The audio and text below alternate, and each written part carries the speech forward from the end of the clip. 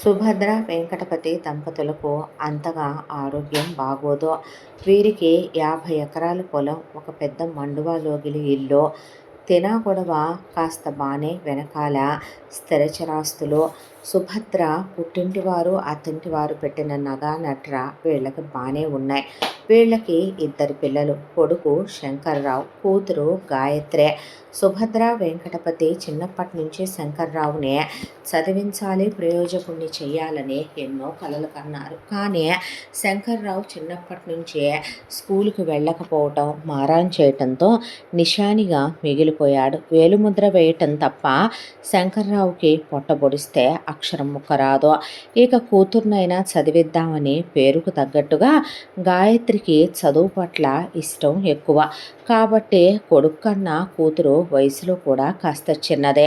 చిన్నపిల్లే కాబట్టి చదివిచ్చు నాయన చెల్లాయిని అని చెప్పి వచ్చే ప్రాణం పోయే ప్రాణం అన్నట్టుగా ఉండేది సుభద్ర వెంకటపతిదే. చదువురాని కొడుకునే వ్యవసాయం నేర్పించాలని తీసుకెళ్ళి చూడగానే ఏదైనా పట్టేసే గుణం శంకర్రావుది. దాంతో శంకర్రావుకి వ్యవసాయం చేయటం నేర్పించాడు వెంకటపతి. ఆ తరువాత కొడుక్కి 21వ సంవత్సరం వచ్చేసిందే. త్వరగా పెళ్లి చేసేయాలనే కట్న కానుకలకి ఆశించని వీళ్ళు అమ్మాయి మంచిదైతే చాలు అనే దాంతో, చూడటానికి అందంగా ఉంటే చాలనే దాంతో మంజుల అనే అమ్మాయిని శంకర్రావుకి, పేదింటి పెళ్ళి అయినా కులం కలవటం, అమ్మాయి చూడటానికి అందంగా ఉంటాం, కర్మానికి కోడలు కూడా నిశానేనే. పోనీ చదువుకున్న అమ్మాయిని తెద్దామంటే చదువుకున్న వాళ్ళు శంకర్రావుని చేసుకోననే, ఒకవేళ చేసుకున్న ఇల్లరికం పంపమనే. ఒక్కగానొక్క కొడుకుని వాటి వేటికి ఇప్పుడు వీళ్ళు పంపలేక మంజుల చాలా మంచి ఆవిడ కావటంతో ఆవిడకిచ్చి పెళ్లి జరిపించారు శంకర్రావునే. ఆ తర్వాత మంజుల కోడలుగా అడుగుపెట్టింది. శంకర్రావు మంజుల కాపురం చేసుకుంటున్నారు. మంజుల అత్తమామలకి కూతురైంది, ఆడపడుచుకి తోబుట్టు అయ్యింది. కోడలు చేతి మీదగానే సుభద్ర వెంకటపతి కాలం చేసేశారు. పోబోయే ముందే వాళ్ళు నాయన శంకరం, చెల్లి గాయత్రి ఇంటర్ అయిపోగానే చెల్లెలకి మంచి సంబంధం చూసి 18 దాటగానే చెల్లెలకి పెళ్లి చేసే, ఆడపిల్లనే అట్టే పుట్టింట్లో ఉంచుకోవటం పద్ధతి కాదు, సమంజసము కాదు. నీకు 50 ఎకరాల పొలం అప్పచెప్తున్నాం, నీ పేరు మీదే పెట్టాం, అందులో నుండి 10 ఎకరాల పొలం చెల్లి పేరు మీద పెట్టి రిజిస్ట్రేషన్ చేయించి ఇచ్చేసయ్యా. అలాగే నా పుట్టింటి నగలు అత్తింటి నగలు కలిపి నేను తీసుకొచ్చిన బంగారం మొత్తం ఆ పెట్టెడుందే, అది చెల్లెలకి ఏమీ ఇవ్వాల్సిన అవసరం లేదు. చెల్లెలకి 100 తులాలు విడిగా చేయించి పెట్టాను, అది వరకు ఇవ్వయ్యా అని చెప్పి చెల్లి పేరు మీద బ్యాంకులో ఒక 10 లక్షలు వేసే ఉన్నాయి. వాటినే పెళ్లి ఖర్చులకు వాడు, ఇప్పటికీ అవి 4 వంతులయ్యాయో 5 వంతులయ్యాయో మేము చూసుకోలేదని చెప్పి మరీ పోయారు. ఆ తర్వాత శంకర్రావు అంత్యక్రియలు చేయటం, మంజుల అత్తమామలు పోయారని బాధపడటం, గాయత్రిని తల్లిదండ్రి లేని పిల్లని ఓదార్చి దగ్గరికి తీసుకొని గుండెలకి హత్తుకొని సొంత అక్కలా సొంత అమ్మలా చూసుకునేది మంజుల గాయత్రిని. పెళ్ళైన వెంటనే మంజులకి పిల్లలు కలగలేదు. అయినా ఆడపడుచునే సొంత బిడ్డ అన్నంత గారాబంగా చూసుకునేది మంజుల.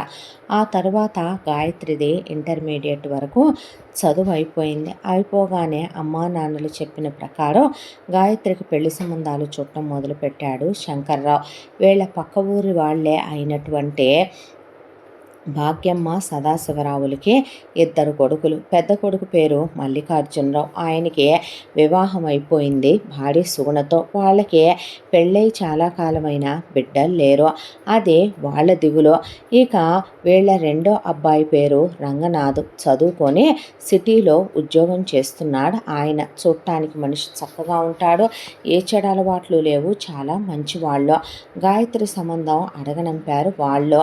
దాంతో పెళ్లి చూపులకు రమ్మనమని కబురు పెట్టారు వీళ్ళు. వచ్చి రాగానే గాయత్రి రంగనాథ్కి చాలా నచ్చింది.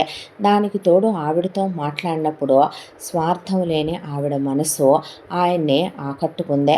దాంతోనే వీళ్ళు వివాహానికి ముహూర్తాలు నిర్ణయించుకున్నారు. మీ పిల్లని మా ఇంటి కోడలుగా పంపు చాలయ్యా, మాకే కట్న కానుకలు వద్దు అని వాళ్ళన్నప్పటికీ కూడాను మా అమ్మ నాన్నలు మా చెల్లెలికి పెట్టమందైతే నేను పెట్టాలనే అన్నమాట ప్రకారం 100 తులాల బంగారం, అన్నమాట ప్రకారం అమ్మా నాన్నలు చెప్పిన 10 ఎకరాల పొలం శంకర్రావు గాయత్రికి రాసి ఇచ్చేశాడు. ఆవిడ పేరు మీద ఉన్న డబ్బులతోనే ఈయన వివాహం చేసి ఆవిడ్ని ఘనంగా సత్కరించి అత్తారింటికి పంపించాడు. ఆ తర్వాత గాయత్రి రంగనాథ్ది ఎంతో అన్యోన్యమైన కాపురం. గాయత్రి అత్తారింటికి వెళ్ళే అత్తమామలకి కూతురైపోయింది, తోడికోడలికి సొంత చెల్లెలైపోయింది, బావగారిని తన సొంత అన్నయ్యలా చూసుకునేదే, భర్తతో ఎంతో అన్యోన్యంగా కాపురం చేసుకునేదే. అంతా దాంట్లో రంగనాథ్ వాళ్ళకి అన్నదమ్ములు ఇద్దరి మీద ఉంది 25 ఎకరాల పొలం. మల్లికార్జునరావు ఆ పొలాన్ని వ్యవసాయం చేస్తూ ఉంటాడు కాబట్టి పల్లెటూరులోనే భాగ్యమ్మ సదాశివరావులతో మల్లికార్జునరావు సుగుణ కలిసి ఉండాలి. కానీ రంగనాథ్ది ఉద్యోగం కావటం వల్ల గాయత్రి సిటీకి కాపురానికి వెళ్ళాల్సి వచ్చింది. ఆయన ఎంతో ప్రేమగా చూసుకుంటాడు గాయత్రిని. సిటీకి వెళ్ళగానే నాకు ఎప్పటినుంచో ఒక కల ఉంది గాయత్రి, చాలా పెద్దగా ఇల్లు కట్టుకోవాలని. పెళ్ళైన తర్వాత కట్టుకుందామని ఆగాను. ఇప్పుడు ఇల్లాలివి నువ్వు వచ్చావుగా, నా డ్రీమ్ హౌస్ ఇదని ఆయన ఒక బొమ్మ ఇల్లు చూపించాడు. ఇదేం పిచ్చండి అంటే, ఏమో చిన్నప్పటి నుంచే ఆ ఆశ అలా మిగిలిపోయిందో మనసులో. అన్నయ్యని అడిగేదా అనేసరికి, మీరు చెప్పిన ఇల్లు ముందు ఎంత అవుద్దో కనుక్కోండి అంటే, ఆయన చెప్పిన మోడలు ఆయన చెప్పినట్టుగా ఆయన అడిగిన కలల సౌధం కట్టాలంటే ఇక అత్తమామల పొలంలో 15 ఎకరాలు అమ్మితే కానీ ఇక్కడ ఆ ఇల్లు రాదండి అంది గాయత్రి. అదే ఆలోచిస్తున్నాను. భలేవారి ఏంటి ఆలోచించేది, ఉన్న 25 ఎకరాల పొలం బావగారు సొంతానికి వేయబట్టే అక్క, బావ, అత్తగారు, మావగారు నలుగురు కడుపు నింపుతున్నాయి ఆ పొలంలో వచ్చే ధాన్యమమ్మగా వచ్చిన డబ్బులో. ఇప్పుడు మనం వాళ్ళ నోటి దగ్గర పొలం అమ్ముకోవటం సంస్కారం కాదు. నాకన్నయ్య పెళ్లిలో కట్నంగా 10 ఎకరాలు ఇచ్చాడు కదా, అది అమ్మేద్దాంలేండి అని ఆవిడ అది 10 ఎకరాలు అమ్మి ఆ డబ్బులు ఆయన చేతిలో పెడితే చాలా పెద్ద ల్యాండ్ తీసుకొని ఇంటికి గాయత్రి నిలయం అని పేరు పెట్టుకొని చాలా పెద్దగా ఆయన డ్రీమ్ హౌస్ ఆయనకి నచ్చినట్టుగా కన్స్ట్రక్ట్ చేయించుకొని నౌకర్లు, చాకర్లు, దాంతోపాటు కార్లు, అవి ఆయనది గవర్నమెంట్ ఉద్యోగమే కాబట్టి దట్టు పెద్ద ఉద్యోగం కూడాను ఆయనదే. ఇక గృహప్రవేశం చేసుకొని వెళ్ళారు. గృహప్రవేశానికి కూడా అన్నయ్య వదిన వస్తే గాయత్రి చాలా ఆనందించింది. అంతా దాంట్లో శంకర్రావుకి గాయత్రికి తల్లిదండ్రులు లేరని రంగనాథ్ అన్నగారు రంగనాథ్ శంకర్రావుతో సొంత తోబుట్టువుతో కలిసిపోయినట్టు కలిసిపోయి మంజులనే అక్క అంటూ రంగనాథు మల్లికార్జునరావు చాలా గౌరవంతో పలకరిస్తారు. భాగ్యమ్మ సదాశివరావు వాళ్ళిద్దరు కొడుకులతో పాటు శంకర్రావు కూడా వాళ్ళకి మరొక కొడుకు అన్నంత ప్రేమగా ఉంటారు కలిసిపోయి వాళ్ళు. ఆ తర్వాత వీళ్ళు ఎలా వచ్చారో లేదో మళ్ళీ శుభవార్త, గాయత్రి గర్భవతి అయ్యింది అని. ఆ తర్వాత పుట్టింటి సీమంతాలు జరిపించే 9వ నెలకే గాయత్రి పండంటే మగపిల్లాడిని కంది. చూడటానికే అచ్చు ఆ దేవుడు గుళ్ళో ఎలా ఉంటాడో అసలు ముమ్మూర్తుల పిల్లాడు అలా ఉండేపాటికి దేవ్ అనే పేరు పెట్టారు. ఆ తరువాత మంజులకి ఇప్పటికీ పెళ్ళై చాలా సంవత్సరాలు అయిపోయింది. కడుపు పండలేదని దిగులు పెరిగిపోయే ఇక మంజుల ఒకవైపున వ్రతాలు, నోములు, పూజలు ఒకటని కాదు, ఇలా అన్నీ చేసిన ప్రతిఫలంగా మంజుల గర్భవతి అయ్యి 10వ నెలలో మంజులకి ఒక పాప పుట్టింది. వెన్నెలమ్మలా ఉంది, పౌర్ణమి రోజున పుట్టిందని గాయత్రి అనేసరికి వెన్నెల అనే పాపకి పేరు పెట్టారు. పిల్ల చాలా ముద్దుగా ఉండే రంగనాథ్ ఎత్తుకుంటే ఆయన షర్ట్ అలా పట్టుకునేసరికి, పట్టుకోమ్మా పట్టుకో, మీ మావయ్యని నువ్వే గట్టిగా పట్టుకోవాలేవే అనేసరికి, నాకు కోడలు పుట్టిందండి. అక్కడికి దేవ్ వచ్చాడు. దేవ్ వచ్చేసరికి దేవ్ వేలుని గట్టిగా పట్టేసుకుంది వెన్నెల. నీ పెళ్ళామే లేరా, పట్టుకోనివ్వు, అది కొట్టినా గిచ్చినా గిల్లినా కొరికినా నీకు బాధ కలగకూడదు, సంతోషమే కలగాలి అనేసింది గాయత్రి. దాంతో దేవ్కి ఆ అమ్మాయి నా పెళ్ళామని వీళ్ళందరూ అంటంతో మనసులో బలంగా ముద్రించుకుపోయింది. పెరిగే కొద్దీ వెన్నెల వెన్నెలతో కూడా బావే నీ మొగుడు, బావే నీ మొగుడు, అది నీ మరదలు, నీకు కాబోయే పెళ్ళాం, నీ మరదలు నీకు కాబోయే పెళ్ళాం అని ఏమన్నయ్యా నా ఇంటికి పంపవా అంటే అంతకన్నానమ్మా అనేవాడు శంకర్రావు. ఇక మంజుల విషయానికి వస్తే నీ ఇంటికి అది కోడలుగా వచ్చిందంటే ఏ జన్మలోనో అది పెట్టి పుట్టిందన్నమాటే, బంగారు పూలతో పూజ చేసుకుందన్నమాటే గాయత్రి అనేసరికి చాలే ఊరుకో అక్కయ్య, నిజంగా గాయత్రి మా కొడుకే చేసుకున్నాడు అనుకోవాలి ఇలాంటి బంగారు వెన్నెలమ్మని మా ఇంటికి కోడలుగా తీసుకొస్తున్నందుకు అని రంగనాథు చాలా మురిసిపోయాడు. గాయత్రికి దేవు తర్వాత మళ్ళీ పిల్లలు పుడతారని చాలా ఎదురు చూశారు. గాయత్రికి కడుపులో నొప్పి రావటం, ఆ తర్వాత గర్భసంచి తీసేయటం, ఇక శాశ్వతంగా పిల్లలు పుట్టరని తెలియటంతో రంగనాథ్ అన్న భార్య సుగుణ అయ్యయ్యో ఒక్కడే అయిపోయాడు అమ్మ, మాకు పిల్లలు లేరే, ఇద్దరన్నా పుడతారేమో, నీకొకళ్ళు నాకొకళ్ళు అనుకున్నానంటే ఈలోపు రంగనాథ్ తల్లి భాగ్యమ్మ పర్వాలేదులేవే, మీకు వాళ్ళకి కూడా వాడే వారసుడవుతాడు మన ఇల్లంతానికి. ఏమైందంట ఇప్పుడు మీ ఇద్దరు వాడికి అమ్మలు, మీ ఇద్దరు వాడికి నాన్నలు అనుకోండి అనేసరికి దేవ్ మహాగారాభం. ఒకవైపున గాయత్రి కానీ రంగనాథ్ కానీ మల్లికార్జునరావు సుగుణ కానీ పుట్టాడని ఒక్కడే పుట్టాడని పిల్లలు లేని వాళ్ళ ఇంట్లో బాబు తిరుగుతుంటే వాళ్ళకెంతో ఆనందంగా సంతోషంగా అనిపించేది. వెన్నెల పుట్టినప్పుడు దేవ్ వయసు 5 సంవత్సరాలు. వీళ్ళు నీ పెళ్ళాం అన్న మాట అంత చిన్న వయసులో దేవుకి ఎంతో నచ్చి వెన్నెల దేవుతో ఆడుకోవటం, ఆ తర్వాత వెన్నెల ముఖాన దేవుతో బొట్టు పెట్టించడం, అన్నప్రాసన రోజున దేవుతోనే మొదటిసారి పెట్టించడం, పాపతో ఎక్కువ కూర్చొని ఆడుకునేవాడు దేవ్. అలా కాలచక్ర ప్రవాహంలో పిల్ల 6 ఏళ్ల వయసుదయ్యింది. వదిన దాన్ని స్కూలుకి పంపవు అని గాయత్రి అనేసరికి పంపిద్దామమ్మా అని స్కూలుకు పంపితే వెన్నెలని స్కూల్లో ఒక దెబ్బేసి ఒక 10 గుంజీళ్ళు తీయించింది పంతులమ్మ, అంతే. సాయంత్రానికి మంటల జ్వరం వచ్చేసింది వెన్నెలకే. నెక్స్ట్ డే నుండి స్కూలుకు పంపించడం మానేసి మంజుల వెళ్ళి ఆ స్కూల్ టీచర్ని పోట్లాడి వచ్చింది. పిల్ల ఇంట్లోనే తిరుగుతుంది, స్కూల్కి వెళ్ళట్లేదా ఏంటి అక్కయ్య అని రంగనాథు ఏమైందమ్మా అని గాయత్రి అడిగేపాటికి వెన్నెల మావయ్య అత్తయ్య అనాల్సింది పోయే బావా నేను స్కూల్కి వెళ్ళను, నన్ను కొడుతున్నారు అనేసరికి వెళ్ళొద్దులే, నీ చదువు కూడా నేనే చదువుకుంటాను అనేసరికి చదివావులేరా ఆగు నాయనా అని ఏమిటి వదిన పిల్లని స్కూల్కి పంపించకుండా ఏం చేస్తున్నావు అని గాయత్రి అడిగేసరికి ఏం లేదమ్మా పంపించాను, ఆ పంతులమ్మ చేతులు ఎరగా పిల్ల చేత గుంజీళ్ళు తీయించి 4 దెబ్బలేసింది గాయత్రి అనేసరికి ఇక్కడ ఉన్న దిక్కుమాలిన స్కూలు పంపించకపోతే నేను దేవుతో పాటు సిటీలో ఉన్న కాన్వెంట్కి రోజు బస్సులో వెళ్ళొస్తాడుగా, తోడుగా వాడు తీసుకెళ్తాడు, పంపిస్తాను, నాకు ఇచ్చే వదిన దాన్ని అంటే వద్దమ్మా, ఉన్నమాటే చెప్తున్నానుగా, పుట్టక పుట్టిన పిల్ల, ఇప్పుడు దానికి చదువు రాకపోతే పోయేదేముందలే, అలా అనుకుంటే మీ అన్నయ్యకి చదువుందా, మహా కూర్చొని నానా తిప్పలు పడి నువ్వు కాదు 1 నుంచి 100 వరకు అంకెలు నేర్పించిందే, ఇక నా సంగతి అంటావా, నాకు ఎప్పటికీ ఆయనకి నాకు సంతకం ఏలుముద్రేనాయా, నాకేమైనా ఆ 1 నుంచి 10 అన్నా నువ్వు నేర్పుతావంటే నాకు వచ్చినయ్యా, అలాగని నేను ఆయన పెళ్లి చేసుకోలేదా, కాపురం చేయలేదా, అది పుట్టలేదా, మీ అందరితో కలిసిమెలిసి ఉండట్లేదా, అయినా దాన్ని ఏమైనా పరా ఇంటికి పంపించాలా గాయత్రి, వాడన్నాడని కాదులే కానీ రేపు దేవుకేగా ఇచ్చి చేసేది, ఏరా చదువు లేకపోతే నువ్వు వెన్నెల్ని చేసుకోవా అంది మంజుల. ఎందుకు చేసుకోనత్తా, అదంటే నాకు చాలా ఇష్టం, దాని చదువు కూడా నేనే చదువుకుంటాలే అత్త అన్నాక వాడికి ఇష్టమేనంటలే ఊరుకోండమ్మా మీరు అనేసరికి అందరూ నవ్వుకున్నారు.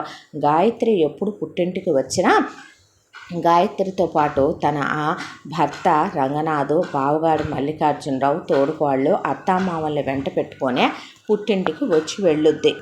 మంజుల సుగుణతో భాగ్యమ్మతో బాగా కలిసిపోద్ది. ఇక గాయత్రి గురించి చెప్పక్కర్లేదు. పుట్టింట్లో వదనకి ఒక కూతురులాగా, అత్తగారింట్లో అత్తమామలకి కూతురులా, తోడుకోడలకి చెల్లెలుగా, బావగారికి తోబుట్టువ ఉన్నట్టే ఉంటుంది గాయత్రి ధోరణే. సుగుణ చాలా మంచిది, భాగ్యమ్మ గారు కూడా ఎంతో మంచిది కాబట్టి వీళ్ళ 2 కుటుంబాల మధ్య రాకపోకలు బాగా క్లోజ్గా ఉండేవే. ఇక ఎప్పుడు పడితే అప్పుడు గాయత్రి అలా దేవుని తీసుకొని రావటం, వచ్చినప్పుడు వెళ్ళేటప్పుడు వెన్నెలని తీసుకెళ్దామమ్మా అంటే వెన్నెలని తీసుకొని వెళ్ళటం, వెన్నెలకి వాళ్ళమ్మ అన్నం పెట్టబోతే నేను పెడతానులేమ్మా లే అనే దేవురా వెన్నెల అనే వెన్నెలని ఎత్తుకొని ఒళ్ళో కూర్చోబెట్టుకొని ఇక వెన్నెలకి అన్నం పెట్టడం, వెన్నెలకి గోరింటాకు పెట్టడం, వెన్నెల్ని నేనే పిలకలేస్తాను లేవమని పిలకలేయటం, వెన్నెల ఒకవైపున దేవ్ చదువుకుంటుంటే బుక్స్ ముందేసుకుని వాటి మీద స్కెచ్లు పెట్టి పెన్సిళ్ళు పెట్టి పిచ్చి గీతలు గీసేసేదే. గీసిన మరదల్ని ఒక్క మాట అనేవాడు కాదు. చిన్నప్పటి నుంచి నీ పెళ్ళాం అంటవేమో, వీళ్ళు ఎక్స్పెక్టేషన్స్ పెంచేయటమేమో కానీ దేవ్ మనసులో బాగా నాటుకుపోయినాయి అయ్యే. ఇలా పిల్ల 10 ఏళ్ల వయసు అయ్యింది. అయిన తర్వాత పిల్ల పుట్టినరోజుకి వెళ్ళారు. వెళ్ళేసరికి ఆ రోజు చాలా పెద్ద శుభవార్త వినపడింది వీళ్ళకి. పెద్దగా రేటే లేదనుకున్న శంకర్రావు పొలం ఒక్కసారిగా 4 ప్రాజెక్టులు పడ్డాయి అని తెలిసేసరికి పొలం రేటు విపరీతంగా కాదు బీభత్సంగా పెరిగిపోయిందే. ఆ విషయం తెలుసుకునే మంజుల తెగ ఆనందపడిపోతే అంతా నా కూతురు అదృష్టం అన్నాడు శంకర్రావు. నిజమే, నా కోడల అదృష్టమే అని గాయత్రి అనగానే నా మనవడి అదృష్టం కూడా లేవే అంది భాగ్యమ్మ. మరి వెన్నెలమ్మ మన ఇంటికి వస్తే అదంతా వాడిది కాదా ఏంటి, ఎవరిదే అనేసరికి అందరూ నవ్వుకున్నారు. ఆ తర్వాత కూర్చొని మాట్లాడుకుంటూ ఉండగా గాయత్రి మంజుల కలిసి పిల్ల 10 ఏళ్ల పిల్ల అవ్వనే అయిపోయింది, వచ్చే సంవత్సరం ఓణీలు ఇస్తాడు అన్నయ్య, ఇంకొక 2 ఏళ్లలో పెద్దది కూడా అవుద్ది కదూ అత్తయ్య అనే పాటికి అవునే అంటే అప్పుడే నా కోడలు నా ఇంటికి వచ్చే టైం అయిపోతుందమ్మా అన్న తర్వాత ఈలోపు సుగుణ గాయత్రి కలిసి రేపు వెన్నెల వాళ్ళ ఇంటి కోడలుగా వస్తుంది అనే దాంతో పాత బంగారాలన్నీ బయటికి తీసేసి బామ్మ దగ్గర ఉన్న బంగారం కూడా బయటికి తీసి రకరకాల మోడల్స్లో ఆ అమ్మాయికనే బోలెడన్ని నగలు చేయించి రెడీగా పెడితే ఇంకొక వైపున పట్టు చీరలు కొనటం మొదలు పెట్టేశారు. అప్పుడే తోటి కోడళ్ళు నానమ్మ పెద్దదవటం అంటే ఏంటి అని అడిగాడు దేవ్. అడిగితే ఏముందయ్యా, పెద్దదైన తర్వాత నీ మరదలు పెళ్ళికి సిద్ధమవుతే కాపురానికి రెడీ అవుతే పిల్లల్ని కంటానికి సిద్ధమైపోద్ది అనేసరికి అవునా, అయితే అమ్మ దాన్నిచ్చి నాకు పెళ్లి చేసేవే, దాన్ని వదిలి నేను ఉండలేకపోతున్నాను, పెళ్ళామైతే మన ఇంట్లోనే ఉంటుందిగా, మామయ్య ఇంటికి మళ్ళీ పంపక్కర్లేదు కదా అన్నాడు దేవ్. అనేపాటికి ఓ అడిని ఏమి నేర్చుకున్నావురా అయ్యా, వీడికి అప్పుడే పెళ్లి పిచ్చి ఎక్కేసింది, అప్పుడే పెళ్ళాం పిచ్చ పట్టిందక్క విన్నావా అని గాయత్రి సుగుణతో అంటే చేసుకుందు లేరా, కాకపోతే మరీ పెద్ద మనిషి అవ్వగానే సిద్ధంగా ఉండదు, నీ చదువు అయిపోగానే చేసుకుందు వాళ్ళే, ఎవరికి ఇస్తాడు మీ మావయ్య అనేసింది గాయత్రి. ఈలోపు దేవి చేయి పట్టుకొని రంగనాథ్ ఒళ్ళో కూర్చోబెట్టుకొని చూడు నాన్న, మరి వెన్నెల్ని నువ్వు హ్యాపీగా చూసుకోవాలంటే నువ్వు చాలా బాగా చదవాలి కదో, అన్నిట్లో ఫస్ట్ రావాలి కదో, నువ్వు పెద్ద అయ్యాక చాలా పెద్ద ఉద్యోగం కానీ వ్యాపారం కానీ చేసి బాగా సంపాదిస్తే వెన్నెలమ్మని నువ్వు జాగ్రత్తగా చూసుకోవచ్చు, దానికి నచ్చినవన్నీ కొనివ్వచ్చు, దానికి కష్టమే కలగనివ్వకుండా చూసుకోవాలి కదా. మరి భర్త అంటే ఏంటి, భర్త అంటే బాధ్యతలు ఎరిగి భార్య కోపతాపాలని కూడా తట్టుకొని భరించేవాడు. మగాడు తప్పులు చేస్తే ఆడది సహించాలి, భరించాలి, కొడితే పడాలి, తిడితే పడాలి అని చెప్తూ పెంచుకొస్తారు చిన్నప్పటి నుంచి ఈ సమాజంలో. కానీ ఒక మగాడిగా తండ్రిగా నేను నీకు ఈరోజు కొన్ని మాటలు చెప్తున్నాను, ఇవి సమాజానికి కొత్తగా ఉండొచ్చు, ఇప్పటి వరకు విననే మీ పెద్దమ్మకి మీ నానమ్మకి మీ అమ్మకు కూడా కొత్తగానే ఉండుండొచ్చులే, కానీ మా నాన్నగారు మాకు చెప్పిన మాట, భార్యకి కోపం ఉంటుంది, భార్యకి సంతోషం ఉంటుంది, భార్యకి ఇష్టాలు ఉంటాయి, భార్య కోపాన్ని భరించాలి, భార్యని అర్థం చేసుకోవాలి, ఆమె ఇష్టాలేంటో తెలుసుకోవాలి, ఆమె కోరికలు మనమే తీర్చాలి, ఆమె మనసును అర్థం చేసుకోవాలి, మన బంధాన్ని పదిలంగా ఉంచుకోవాలి, చిన్న చిన్న విషయాలకే డిస్కషన్స్, ఆర్గ్యుమెంట్స్, ఈగో క్లాషెస్ రానివ్వకూడదు, నువ్వెంత అనే అహం మగాడిలో పెరగకూడదు, ఆడవాళ్లలో మంచివాళ్ళు చెడ్డవాళ్ళు మగాళ్ళలానే ఉంటారు, మనం ఎన్నుకునే జీవిత భాగస్వామి అన్ని విధాలుగా మనతో 100 ఏళ్ళు కలిసి ఉండేవాళ్ళ కలిసి నడిచేవాళ్ళ అవునా కాదా అనేది మనం తెలుసుకునే జీవితంలో పెళ్ళనే దాంట్లో ఒక అడుగు ముందుకు వేయాలి. చిన్నప్పటి నుంచి వెన్నెల నీ కళ్ళ ముందు పుట్టి పెరిగిందే, వెన్నెలకి చదువు లేదు. అది ప్రపంచం అంతా కనిపించే ఒక పెద్ద లోపం. కానీ ఆ లోపాన్ని కనపడనివని ఒక అద్భుతంగా వెన్నెలకి నువ్వే అన్నీ అవ్వాలి, దానికి ప్రపంచాన్నే నువ్వు చూపించాలి, జ్ఞానాన్ని నువ్వు ఇవ్వాలి, తెలివితేటలు నువ్వు ఇవ్వాలి. దాన్ని ఎంత ప్రేమగా చూసుకోవాలంటే ప్రతి భర్త పరమేశ్వరుడైతే ప్రతి భార్య కూడా అర్ధనారీశ్వరే అవుద్ది నాన్న. ఆ శివుడు తన శరీరంలో సగం చేసుకున్నాడంటే శక్తిని. అలా ఉండాలి ప్రతి మగాడు కూడాను అని చెప్పేసరికి దేవ్ మనసులో ఆ మాటలు బాగా నాటుకుపోయినాయి. దేవ్ చిన్నప్పటి నుంచి చాలా బ్రహ్మాండంగా చదువుకుంటాడు. ఇలా దేవ్కి 15 సంవత్సరాల వయసు, వెన్నెలకి 10 ఏళ్ల వయసు ఉన్నప్పుడు దేవ్ టీనేజ్లో ఉన్నాడో ఏమో కానీ వెన్నెల మీద విపరీతమైన ఇష్టం, ప్రేమ పెరిగిపోయింది. ఆ అమ్మాయి తన పెళ్ళామని, తన సొంతమని, తన జీవితమని, తన లోకమని, తన ప్రపంచమని, తన మరదల్లో ఉండే చదువురాని మొద్దు అని ప్రపంచమంతా అనే లోపం కూడా తనకి అద్భుతంగానే కనపడటం మొదలుపెట్టింది. ఆ తర్వాత ఎప్పుడూ వెళ్ళినట్టే వీళ్ళు ఒక రోజున మంజుల వాళ్ళ ఇంటి దగ్గరికి వెళ్ళారు. ఎంత దాంట్లో అందరు మనుషులు మామూలుగానే ఉన్నారు. నిజం చెప్పాలంటే ఏ రోజు శంకర్రావు పొలం రేటు పెరిగిపోయిందో ఆ రోజు నుంచి శంకర్రావులో మాత్రం విపరీతమైనటువంటి అహంకారం, గర్వం, డబ్బు బలుపు పెరిగిపోయింది. శంకర్రావుకి ఊళ్ళో స్నేహితులు ఉంటారు. శంకరం రారా కూర్చుందాం, కొబ్బరి బొండాలు తాగుదాం అంటే నేనేంటి, నా తాహత ఏంటి, నా అంతస్తు ఏంటి, అలాగా జనాలతో స్నేహాలు చేయకూడదు, చిచ్చి వీళ్ళు పిలిస్తే నేను మాట్లాడకూడదు అని వాళ్ళు పిలిస్తే కళ్ళతో సైగ చేయటం, తర్వాత వస్తానని చెప్పడం ఒక 5-6 సార్లు చూసిన వాళ్ళకి క్లారిటీగానే అర్థమైపోయింది. బాగా అహం పట్టేసింది శంకర్రావు కానీ. దాంతో ఒక్కొక్కళ్ళుగా శంకర్రావు జీవితంలోంచి స్నేహితులు, బంధువులు, చుట్టాలు అందరూ దూరం అవుతూ వెళ్ళిపోయారు. మంజుల తల్లిదండ్రులు వస్తే అయ్యా బాగున్నావా అంటే ఒకప్పుడు ఎంతో ఆప్యాయంగా పలకరించే శంకర్రావు అంటే మొదలు పెట్టేసరికి మంజులనే నీ మొగుడికి బలుపు బాగా పెరిగిపోయిందే, నడమంత్రపు సిరి నరానకుండనే బొక్కబార్ల పడి మొహం పగిలిపోద్ది చూస్తాముండు, నీ మొగుడికి రూపాయి రాగానే అంత అహం పెరగకూడదు, ధనమిచ్చిన మదమెచ్చునంటారు, ఆ మదాన్ని దేవుడు ఎక్కడికి తొక్కుతాడో చూడమని మంజుల వాళ్ళ అమ్మ నాన్న తిట్టిపోసిపోయారు.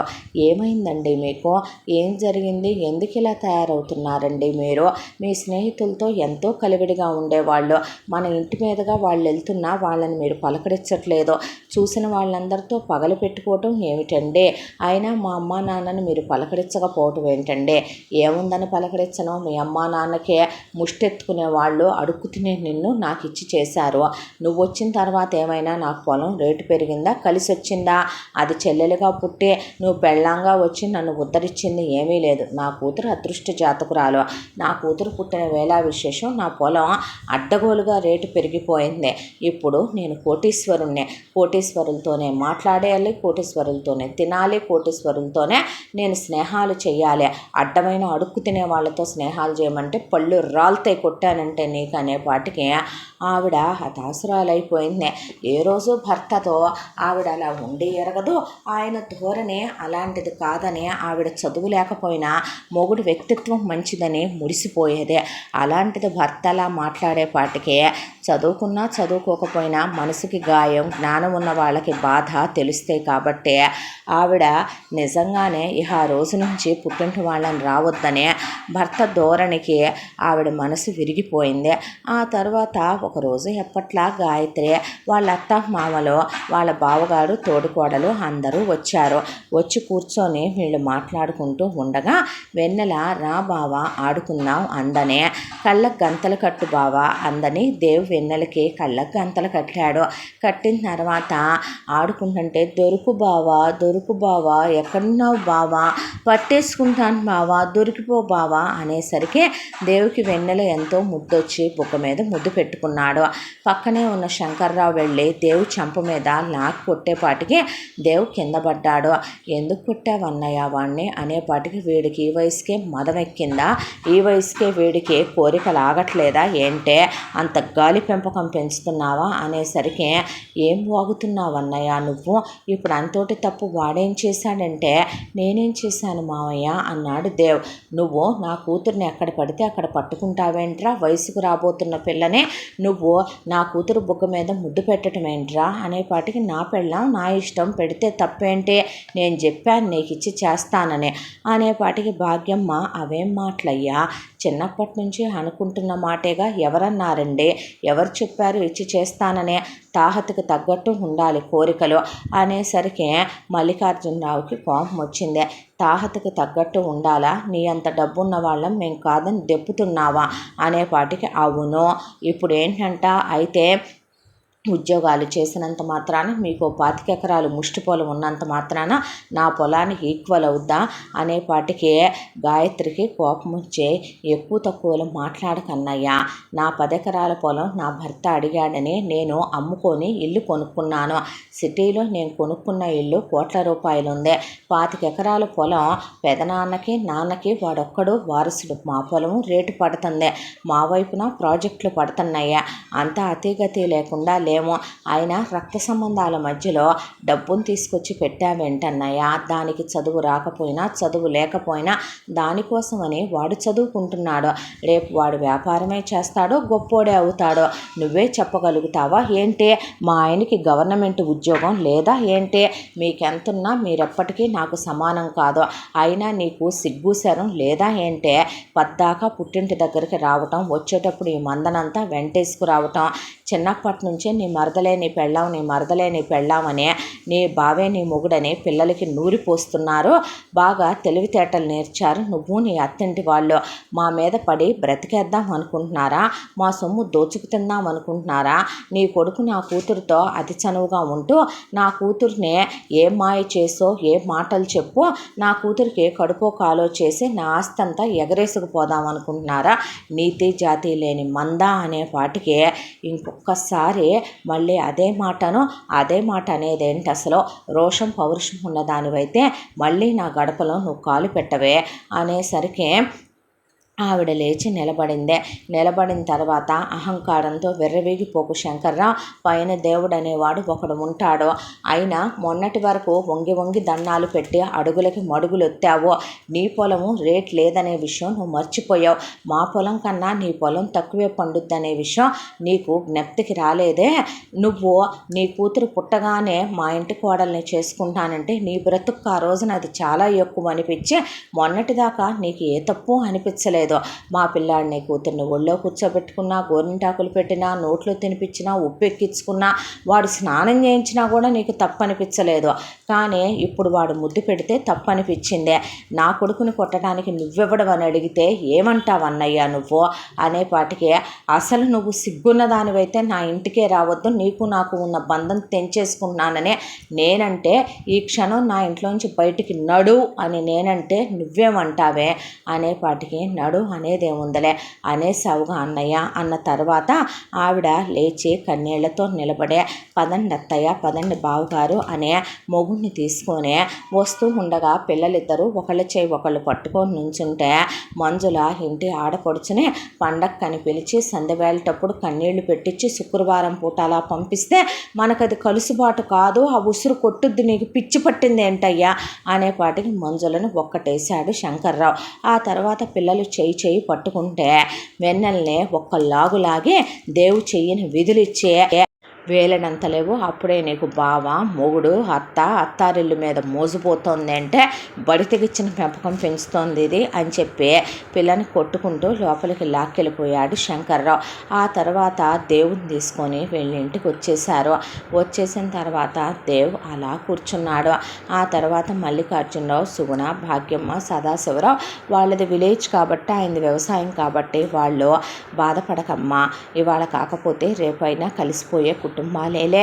ఏదో చిన్న చితక మాటలన్నాక తోడబుట్టిన వాళ్ళ మధ్య రాకుండా ఉండవులేమ్మా. నీకు నీ పుట్టిల్లు దూరం కావాలని మేము కల్లో కూడా అనుకోము. కాబట్టే మీ అన్నయ్య అన్ని మాటలు మాట్లాడినా మేము నీ మనసు నొచ్చుకోకూడదు, నువ్వు మా ఇంటి మహాలక్ష్మి అనే దాంతోనే భరించామే తప్ప ఒక మాట అనలేదు తల్లి అని వాళ్ళు వీడ్కోలు చెప్పి వెళ్ళారు. ఆ తర్వాత ఏడ్చి ఏడ్చి ఏడ్చి గాయత్రి ఒక 10 ప్యాకెట్ల టిష్యూ పేపర్లు అయిపోయిన దాకా ఏడ్చి సొమ్మసిల్లిపోయి పడుకుంది. అంత దాంట్లో దేవ్ అలా కూర్చున్నాడు. ఏమీ తినలా. తిరిగి వచ్చాక రంగనాథ్ గారికి పిల్లాడు తిరిగి వచ్చిన దగ్గర నుంచి వీళ్ళందరూ మాట్లాడటమే తప్ప మౌనంగా ఉన్నాడు. మౌనంగా ఉన్న దేవు దగ్గరికి వెళ్ళి, అర్థమైంది నాన్న, నీకు 15 కంప్లీట్ అయ్యి 16 రాబోతున్నాయి.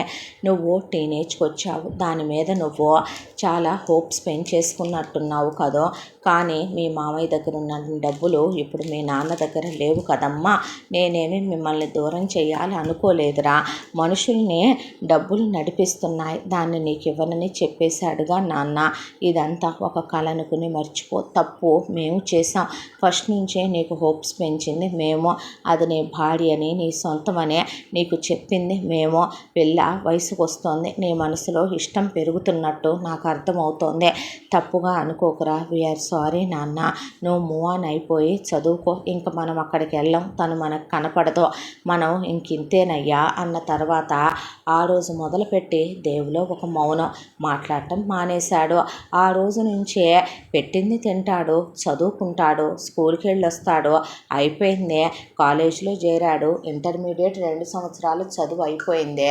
చదువుకోవటం కంప్లీట్ అయిపోయింది. ఆ తర్వాత ఇంజనీరింగ్లో చేరాడు. ఇంజనీరింగు కంప్లీట్ అయిపోయింది. అబ్రాడ్ వెళ్తానన్నాడు, పంపించారు. అక్కడ MBA చేసి వచ్చాడు.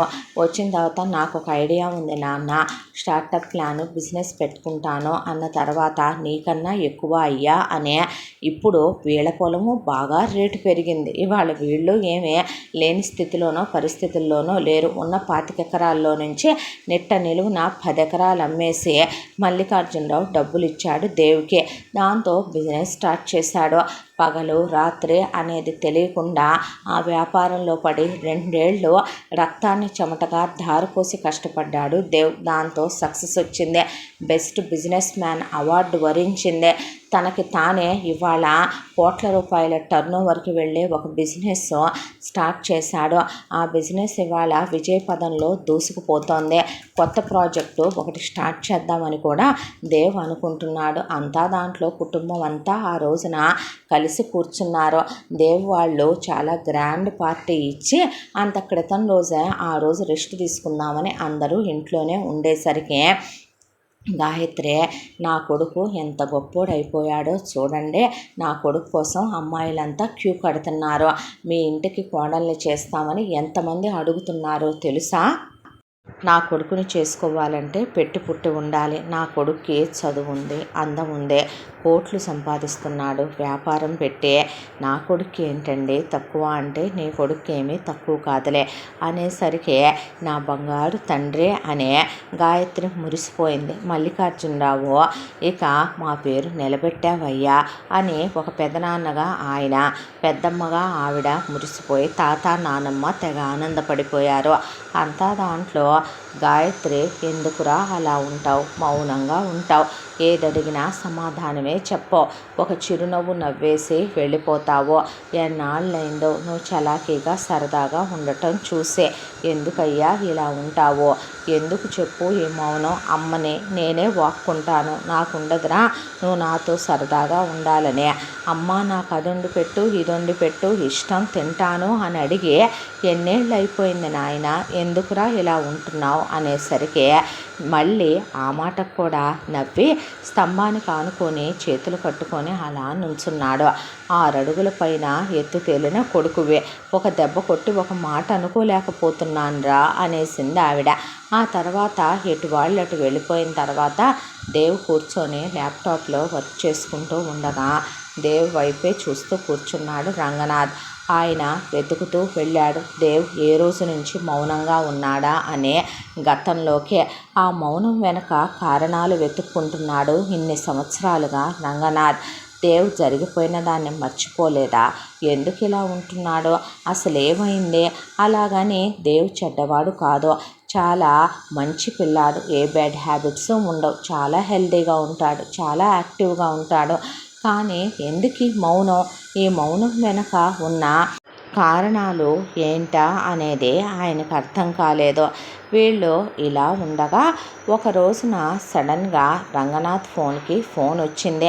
వచ్చేసరికి హలో అంటే, అయ్యా రంగనాథ్ నువ్వేనయ్యా అనేపాటికి, అక్కయ్య అనేపాటికి నేనేనయ్యా.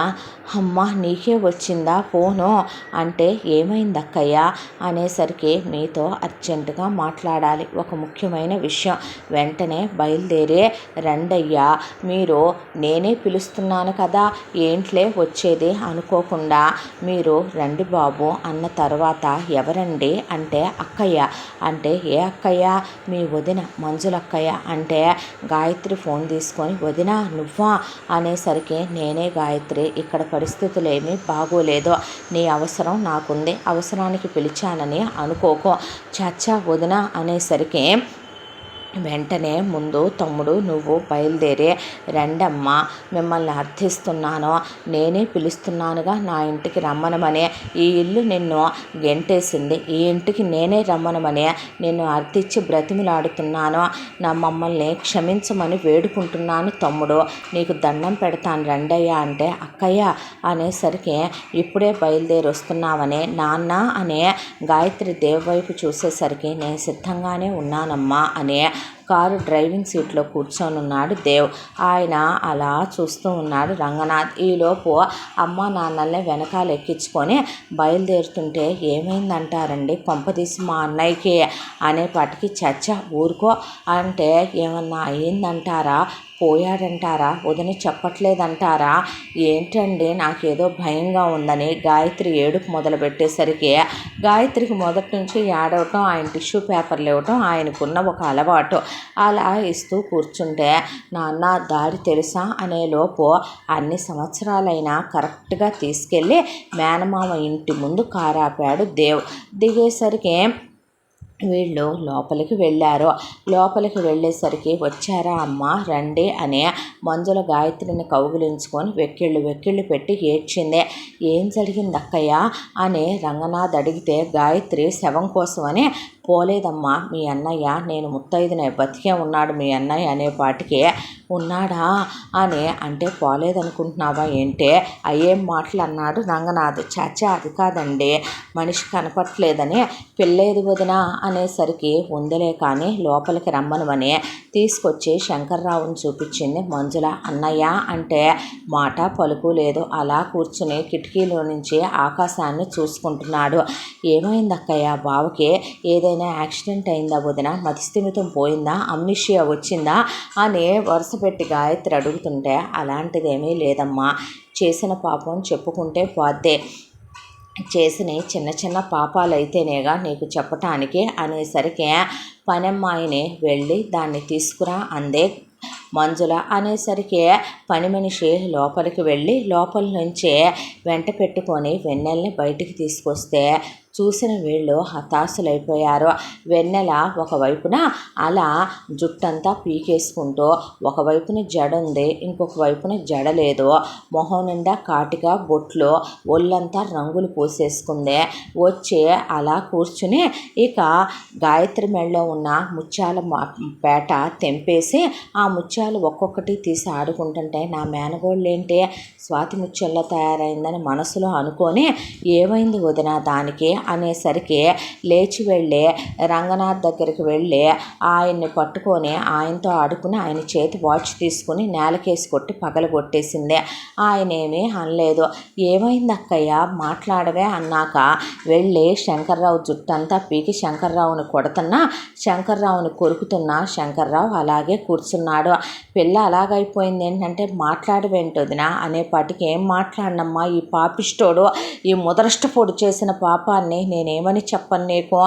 మీరు ఆ రోజు వెళ్ళిపోయారో దాన్ని జ్ఞానం లేని దానిలా పిచ్చి దానిలా పెంచేశాడు. అది ఎలా తయారైపోయిందో తెలుసా? నువ్వు చదివించమన్నప్పుడు బుద్ధి తక్కువ దాన్ని నేను స్కూలుకు పంపించి దాన్ని చదివించలేదు. ఆ తర్వాత దాన్నే ఇల్లే ప్రపంచం చేసి పంజరంలో చిలకలా పెంచుతూ పోయాడు. చదువు లేకపోయినా నేను జ్ఞానం వచ్చుద్దిలే అనుకుంటే పిల్ల నుంచోమంటే నుంచోటం, కూర్చోమంటే కూర్చోటం, పడుకోమంటే పడుకోవటం, నవ్వమంటే నవ్వటం, ఏడవమంటే ఏడవటం, ఒక రోబోలా దాన్ని తయారు చేసేసాడు. అదేమంటే పిల్లనే గడగడలాడిచ్చేయటం, భయపెట్టడం, దాన్నే ఒకటేయటం, దాంతో దానికి దెబ్బంటే భయం, ఎవరన్నా అరిస్తే భయం, కోప్పడితే భయం. అంతా దాంట్లో చాలా నెమ్మదిగా బంగారు తల్లిలా, అమాయకురాల్లా, మేధకురాల్లా, జ్ఞానం లేని పిచ్చి తల్లిలా పెరిగి పెద్ద మనిషి అయ్యింది పిల్ల. ఆ తరువాత అప్పుడే పిల్లకి పెళ్లి చేయాలని మీ అన్నయ్య ముదృష్టపోడు డబ్బు మతం తలకెక్కి కొవ్వెక్కి ఆ తర్వాత సంబంధాలు వెతకడం మొదలు పెడితే నేను వద్దన్నానమ్మా. 18వ ఏట చేద్దామన్నా కూడా పిల్లకి మంచి చెడు ఏమీ తెలియదు.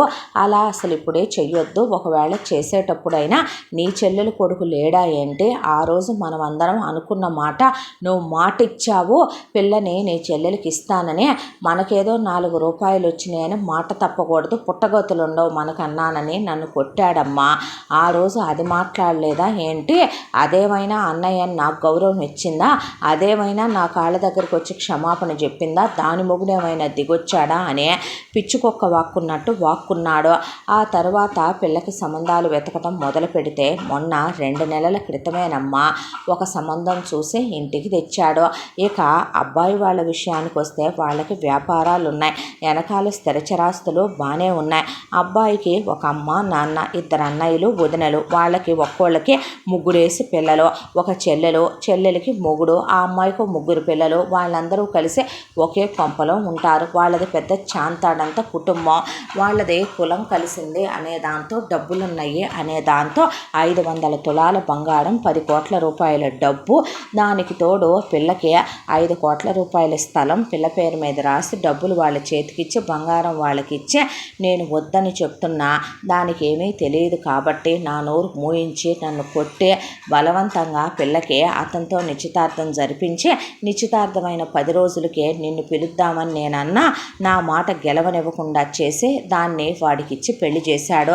పెళ్లి చేస్తే వాళ్ళు అప్పగింతలు అవ్వగానే మనుగుడుపులు శోభనాలు పుట్టింట్లో చేయకూడదు, మాకు అత్తింట్లోనే చెయ్యాలి అని చెప్పి పిల్లని ఇక్కడి నుంచి అక్కడికి తీసుకెళ్లారు.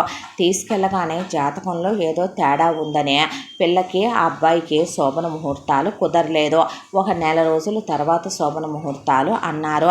పెళ్ళయ్యి అప్పటికి ఒక 20 రోజులు. అయితే వాళ్ళ ఇంట్లో వాళ్ళంతా వాళ్ళ కులదేవత గుడికి అని చెప్పి వెళ్ళారు. వెళ్ళిన దగ్గర మరి పిల్ల రోడ్డు దాటిందంట. ఎందుకు దాటిందో వాళ్ళు చెప్పలేదు. పిల్లకి యాక్సిడెంట్ అయింది. యాక్సిడెంట్ అయినప్పుడు దెబ్బ ఒంటి మీద ఎక్కడన్నా తగిలితే వేరే విషయం, తల రోడ్డు కొట్టుకొని డివైడర్కి తగలటం వల్ల పిల్ల తలకి బలమైన గాయమైంది. ఆ తర్వాత పిల్ల కట్టించి ట్రీట్మెంట్ చేయించి తీసుకొచ్చాక పిల్ల పిచ్చిదైపోయింది. పిచ్చిదైపోయి మతిస్థిమితం పూర్తిగా కోల్పోయి మనుషుల్ని గుర్తుపట్టడం కూడా మానేసింది. దాంతో ఒకవైపున మీ అన్నయ్య అందరితో పగబెట్టుకున్నాడు కదమ్మా. చుట్టాలతో పగ, బంధువులతో పగ, ఇరుగు పొరుగు వాళ్ళతో పగ, ఊళ్ళో వాళ్ళతో పగ, స్నేహితులతో పగ. వెళ్ళి మాట్లాడి రావటానికైనా ఎవరున్నారో? పిల్లకలా యాక్సిడెంట్ అయి పిచ్చెక్కిందనే పాటికి కూర్చుండిపోయాడు. ఇంకేముందే, అల్లుడు వాళ్ళ దగ్గరికి వెళ్ళి మాట్లాడాలంటే ఎవరు మాట్లాడతారు? బతిమలాడుకొని నేనే ఇక నా పుట్టింటి వాళ్ళని 4 రమ్మనమని అడుక్కొని తీసుకొని వెళ్ళాను. ఈయన్ని వెంట పెట్టుకొని వాళ్ళ ఇంటికి వెళ్తే వాళ్ళు మీ అమ్మాయికి మేము ట్రీట్మెంట్ చేయించడానికి మీ అమ్మాయిది తగ్గే పిచ్చిలాగా మాకేమీ కనపట్టలేదు, ఆ వైద్యం ఏదో మీరే చేయించుకొని మీ అమ్మాయిని అంతా తగ్గి నార్మల్ అయిన తర్వాత అప్పుడు తీసుకొచ్చి మాకు అప్పచెప్పండి అంటే అదేం మాట అండి అలా మాట్లాడతారు? వాళ్ళకేమైనా జ్ఞానం తెలివితేటలున్నాయా? చదువుకున్న మనుషులా? వాళ్ళిచ్చిన కట్నం నచ్చింది. మీరు చేసుకున్నప్పుడు పిల్ల అంతా బాగానే ఉంది కదా, మీ ఇంటికి వచ్చిన తర్వాతే పిల్లకి యాక్సిడెంట్ అయి మతిస్థిమితం పోయినప్పుడు వాళ్ళిచ్చిన కట్నాలు నచ్చినాయి కానీ బాగున్నప్పుడు పెళ్ళాన్ని వదిలేసి బాగున్నప్పుడు మాత్రమే కాపురాలు చేసుకుంటావా ఏందబ్బాయి నువ్వు అనేసరికి, అదేదో ఆ వైద్యం మీరే చేయించండి, మరి కట్నాలని ఆస్తులని బంగారాలని బాగానే తీసుకున్నారుగా అనేపాటికి వాళ్ళు అది కాదు ఇది కాదు అనేసరికి, ఆయన పెళ్ళైన తర్వాత మీ అబ్బాయి తాళి కట్టిన తర్వాత మీ కోడలవుద్ది కానీ వాళ్ళ కూతురు ఎలాగవుద్దండి, మీరే చూపించండి అన్న తర్వాత ఆ రోజు మేము ఇంటికి వచ్చేసిన తర్వాత పిల్ల ఒక నెల రోజుల పాటు అక్కడే ఉందమ్మా గాయత్రి. ఉన్న తర్వాత ఒక రోజున ఇక వాళ్ళు కారు వేసుకొని వచ్చారు.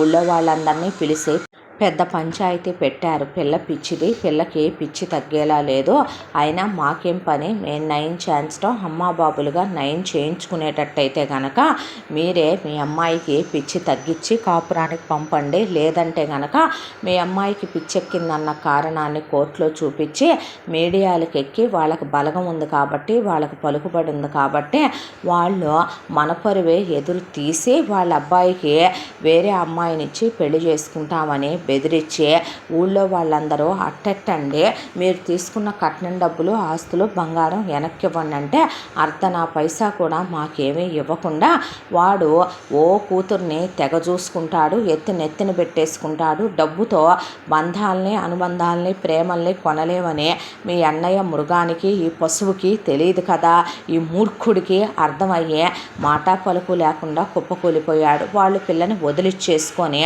మీ అమ్మాయి ఏమన్నా మా అబ్బాయితో కాపురం చేసిందా, ఒంటి మీద చేయించుకుందా, కాపురానికి పనికిరాని దాన్ని ఉంచుకొని వాడు మాత్రం ఏం చేసుకుంటాడని వెళ్ళిపోయారు వాళ్ళు దులుపుకొని.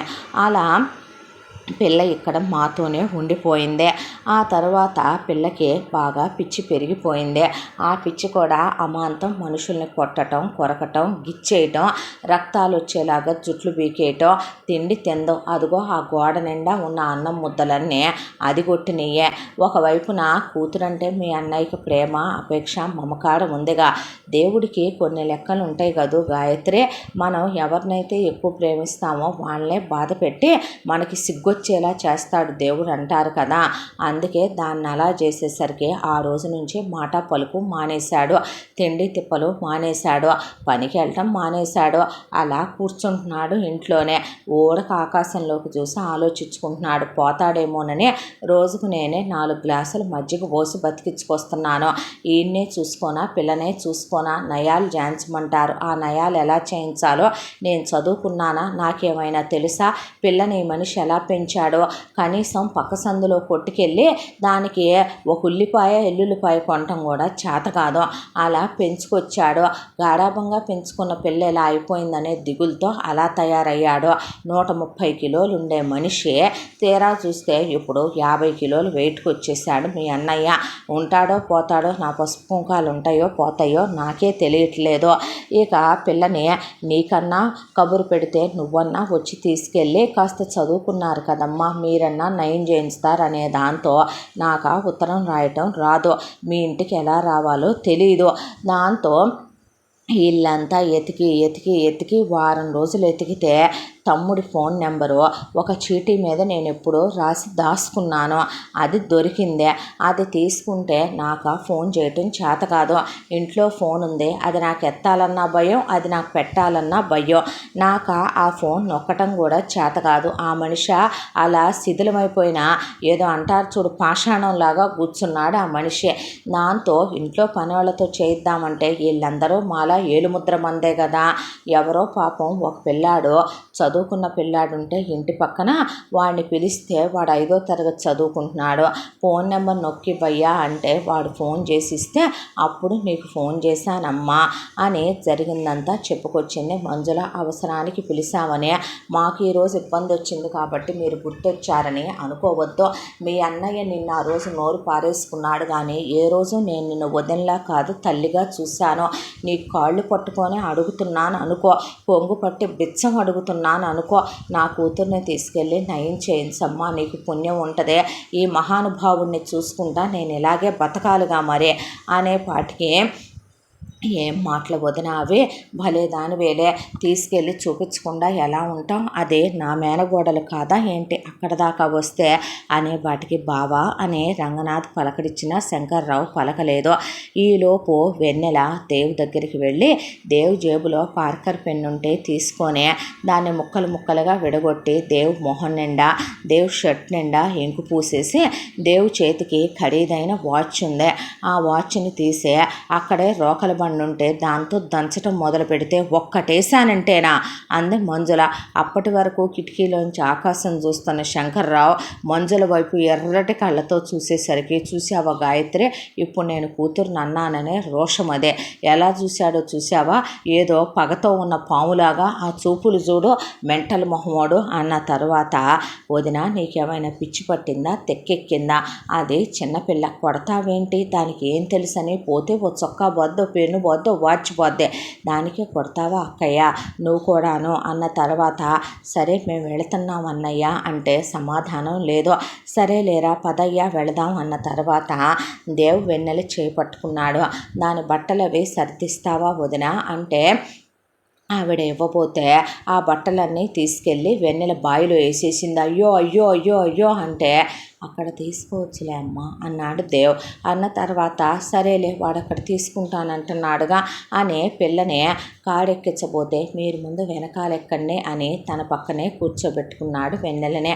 కూర్చోబెట్టుకొని అప్పటి వరకు గోడ మీద వెన్నెల పెరిగి పెద్దయ్యాక ఎలా ఉందా అన్నయ్య చూసిన ఫోటో, లంగా ఓణి వేసుకున్న ఫోటో చూస్తున్న కొడుకు వైపు రంగనాథు చూపు వెళ్లకుండా లేదు. వెన్నెలను అలా చూసిన క్షణం నుంచే ఆ మౌనానికి అర్థమేంటో ఆయనకి తెలియదు. కారులో తన పక్కన కూర్చోబెట్టుకొని సీటు బెల్ట్ వెయ్యిపోతే దేవుని కొట్టిందే.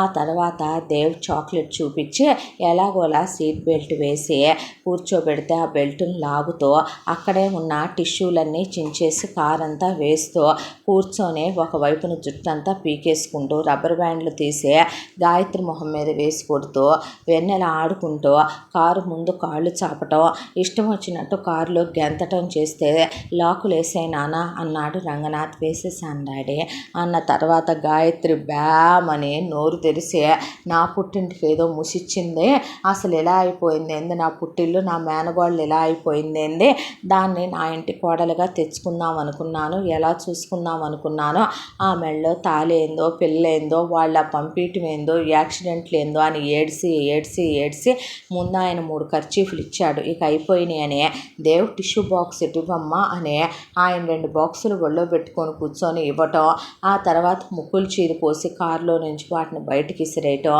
దేవ్ మధ్యలో ఆపి వెన్నెలకి కొబ్బరి నీళ్ళు తాగిస్తుంటే ఆ కొబ్బరి నీళ్ళు దేవ్ మొహం మీద ఊసేసిందే.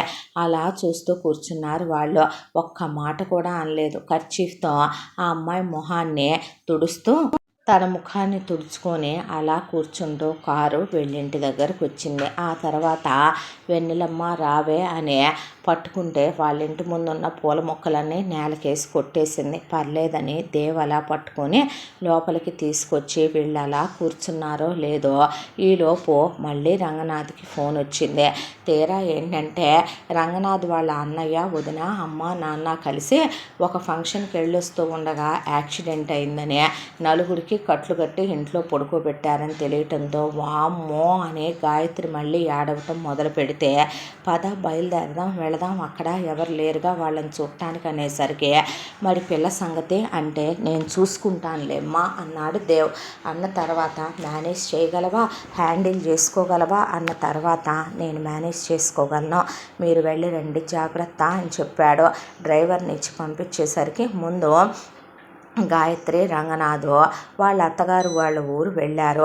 వెళ్ళాక ఏమైంది అత్తయ్య అని అడిగితే, ఇక నలుగురికి కట్లు కట్టి 4 మంచాల మీద పడుకోబెట్టి ఉంచారు.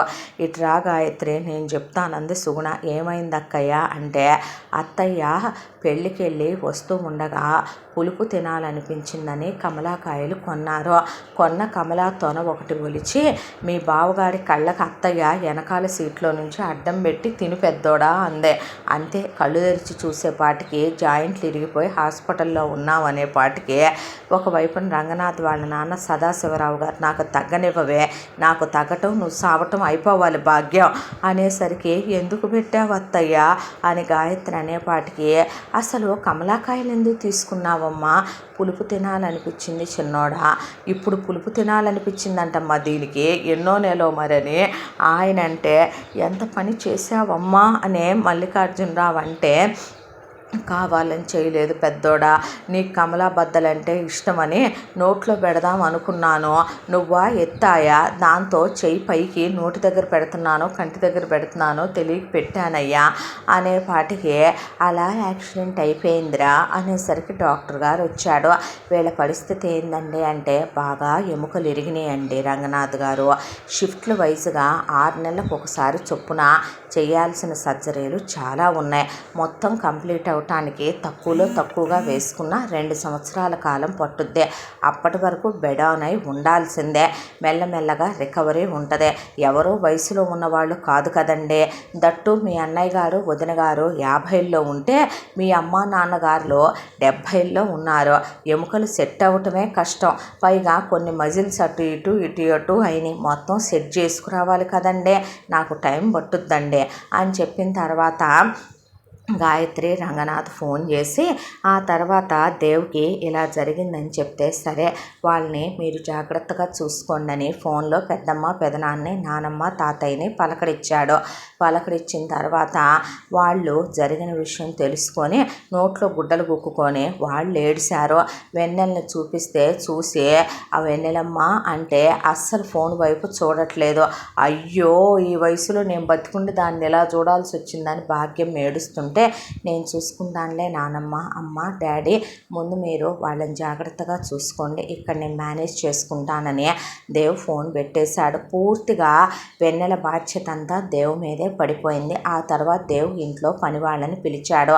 పిలిచి, వెన్నెలకి హెల్త్ బాగాలేదు, హెల్త్ అప్సెట్ అయింది, మీరు తనని ఒక్క మాట కూడా అనకూడదు, మీ ఇన్వాయిస్లు కూడా నాకు తెలిస్తే మనసులో కూడా తన గురించి మీరు తప్పుగా అనుకోకూడదు, మీకు ఏ డ్యామేజ్ జరిగినా తను కొట్టుద్ది, మీరు కొట్టించుకోవాలి, తను తిట్టుద్ది, మీరు తిట్టించుకోవాలి, తను కొరుకుద్ది, తను గిల్లుద్ది, గిచ్చుద్ది, నేనున్నాను, మ్యాక్స్ జరగనివ్వను, జరిగినా నేను మీవి ఏదైనా తెలియక తను పాడు చేసినా కాంపన్సేషన్ ఇస్తాను, మీరు తన గురించి ఒక్క మాట అనుకున్నా కూడా నేను ఒప్పుకోనంటే, అలాగే సార్ అని ఎటు వాళ్ళు అటు వెళ్ళిపోతే, పని అమ్మాయి వరహాలను ఇటు పిలిస్తే, బాబుగారు చెప్పండి అన్నాక, వరాహో, నీకు వరాహం కాదు బాబు, వరహాలంటే పర్లేదులే డాడీ నిన్ను వరాహం అనేగా అంటారు అనేసరికి, చెప్పండి బాబు అన్న తర్వాత, వెన్నెల్ని తీసుకెళ్ళి స్నానం చేయించు అన్న తర్వాత, నీకు విషయం చెప్తా, తను స్నానం చేయించుకోదు, కొట్టుద్ది, కొట్టించుకో, కొరుకుద్ది, కొరికించుకో,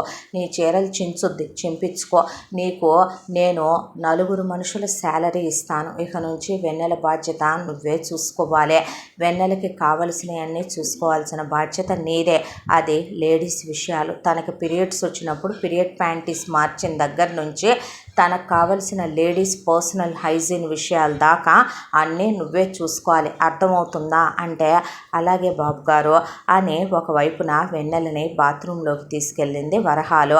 వెన్నెల వరహాల మీద బకెట్ ఎత్తి నీళ్లు పోసేసింది. వరహాలకి సబ్బంతా కళ్ళ నిండా రుద్దేసింది. షాంపూ వరహాల నెత్తి మీద పోసేసింది. జుట్టంతా పీకేసింది. ఎట్టాగొట్ట తిప్పలు పడి 2 గంటలు వరహాలు నానా తిప్పలు పడిన తర్వాత వెన్నెలకి స్నానమై బాత్ గౌన్ వేసి బయటికి తీసుకొచ్చి, వరహాల చీరంతా చినిగిపోయి మొత్తం తడిసిపోయి బయటకు వచ్చింది.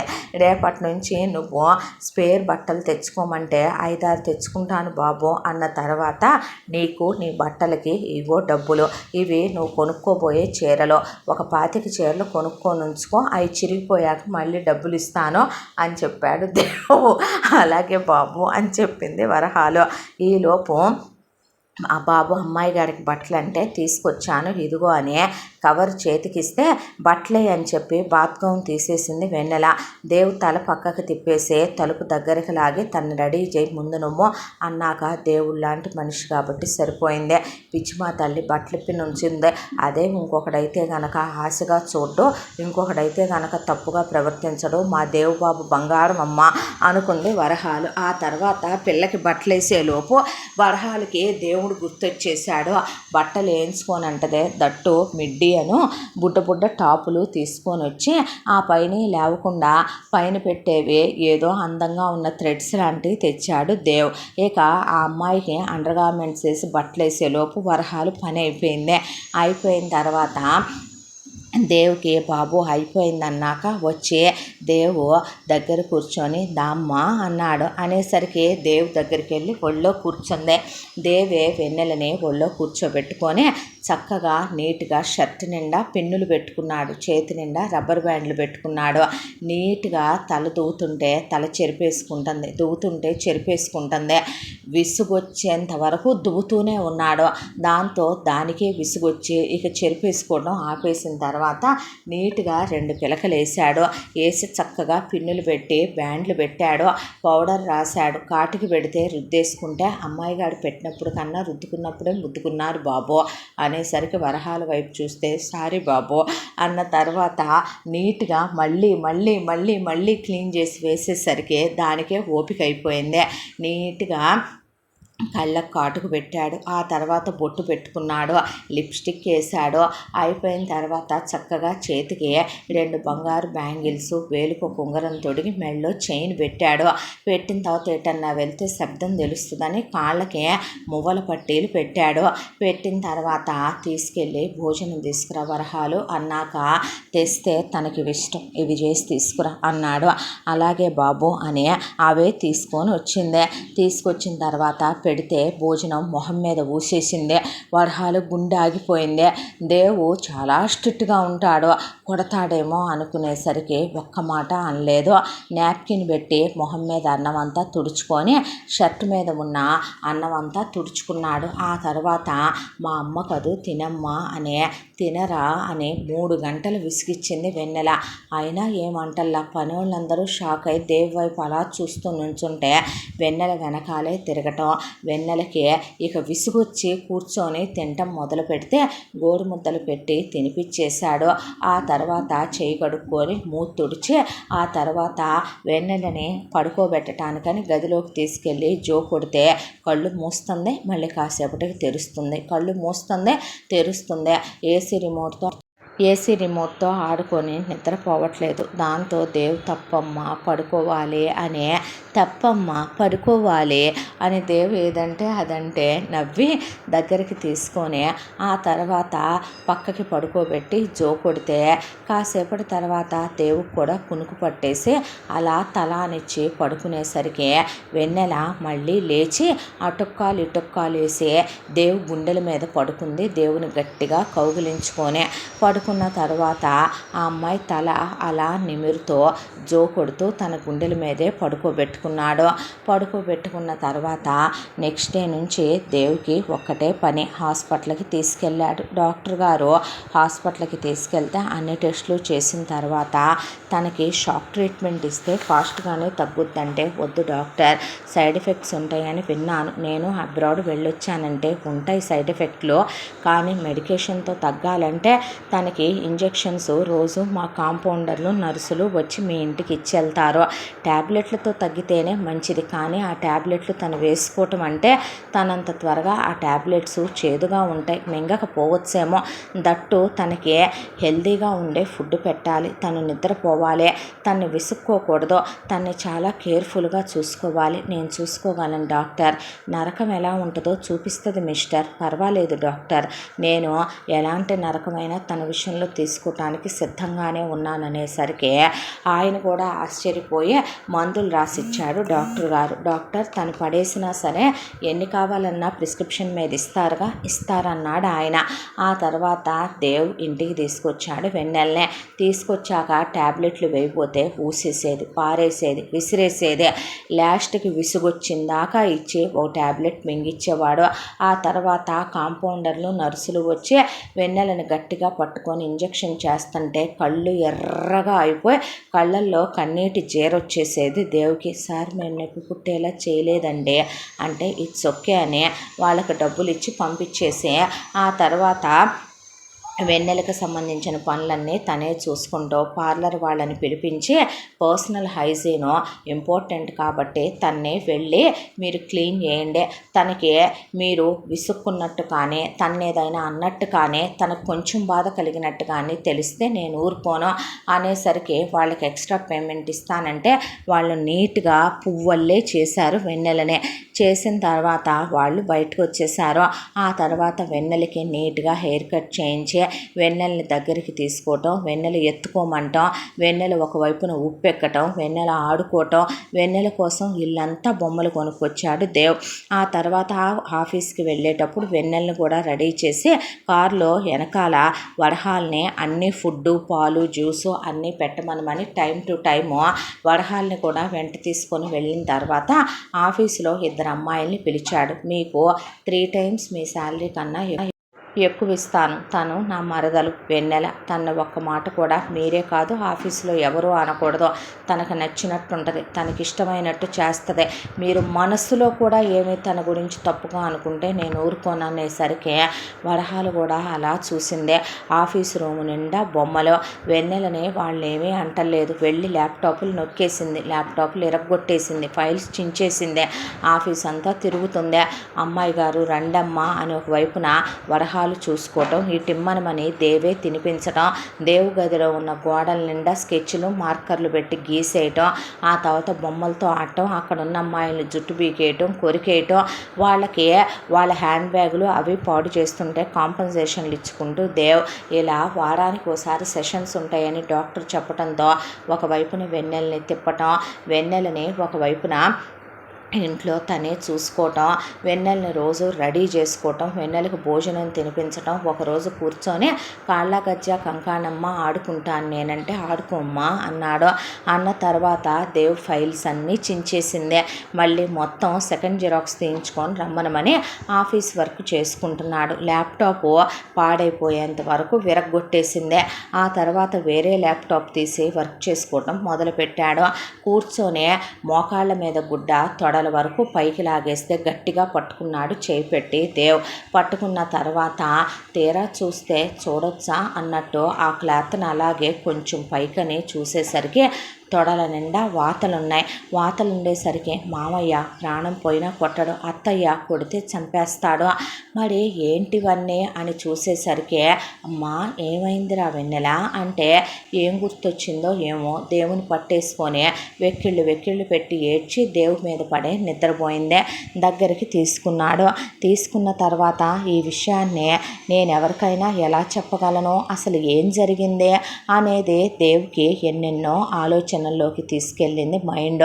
ఆ తర్వాత ఒక రోజున ఆడుకుంటూ ఉండగా మెళ్ళో ఉన్న తాళి తీసి విసిరేసిన తర్వాత దేవు దాన్ని తీసి ఒక బాక్స్లో పెట్టి దేవుడి గదిలో పెట్టేయమన్నాడు వరహాల్ని.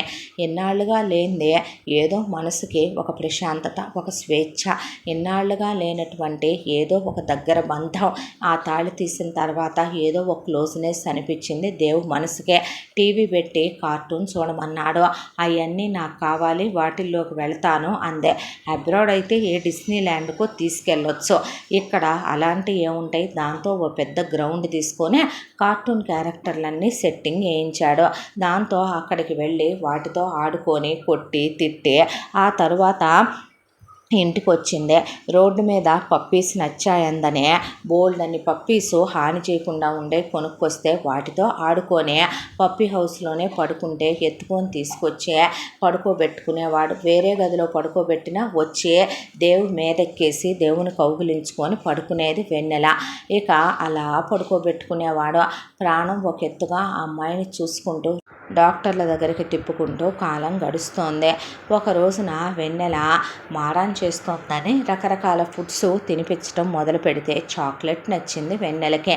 బాగుందా అని అడిగితే బాగుంది అందని చెప్పి చాలా చాక్లెట్లు కొనుక్కొచ్చి వాటన్నింటినీ ఫ్రిడ్జ్లో వరహాలను పెట్టమని ఫ్రిడ్జ్లో నుంచి ఒక్కోటి తీసి ఇచ్చేవాడు. ఫ్రిడ్జ్లోంచి తీసుకోవచ్చని తెలిసే ఒకే రోజు కూర్చొని ఎకాయకిన సరిగ్గా పెద్ద బ్యాగుడు చాక్లెట్లు తినేసింది వెన్నెల. తప్పమ్మా తినకూడదు అంటే నేను తింటాను నీ మాట వినను అని అన్నం పెట్టబోతే ఊసేసింది.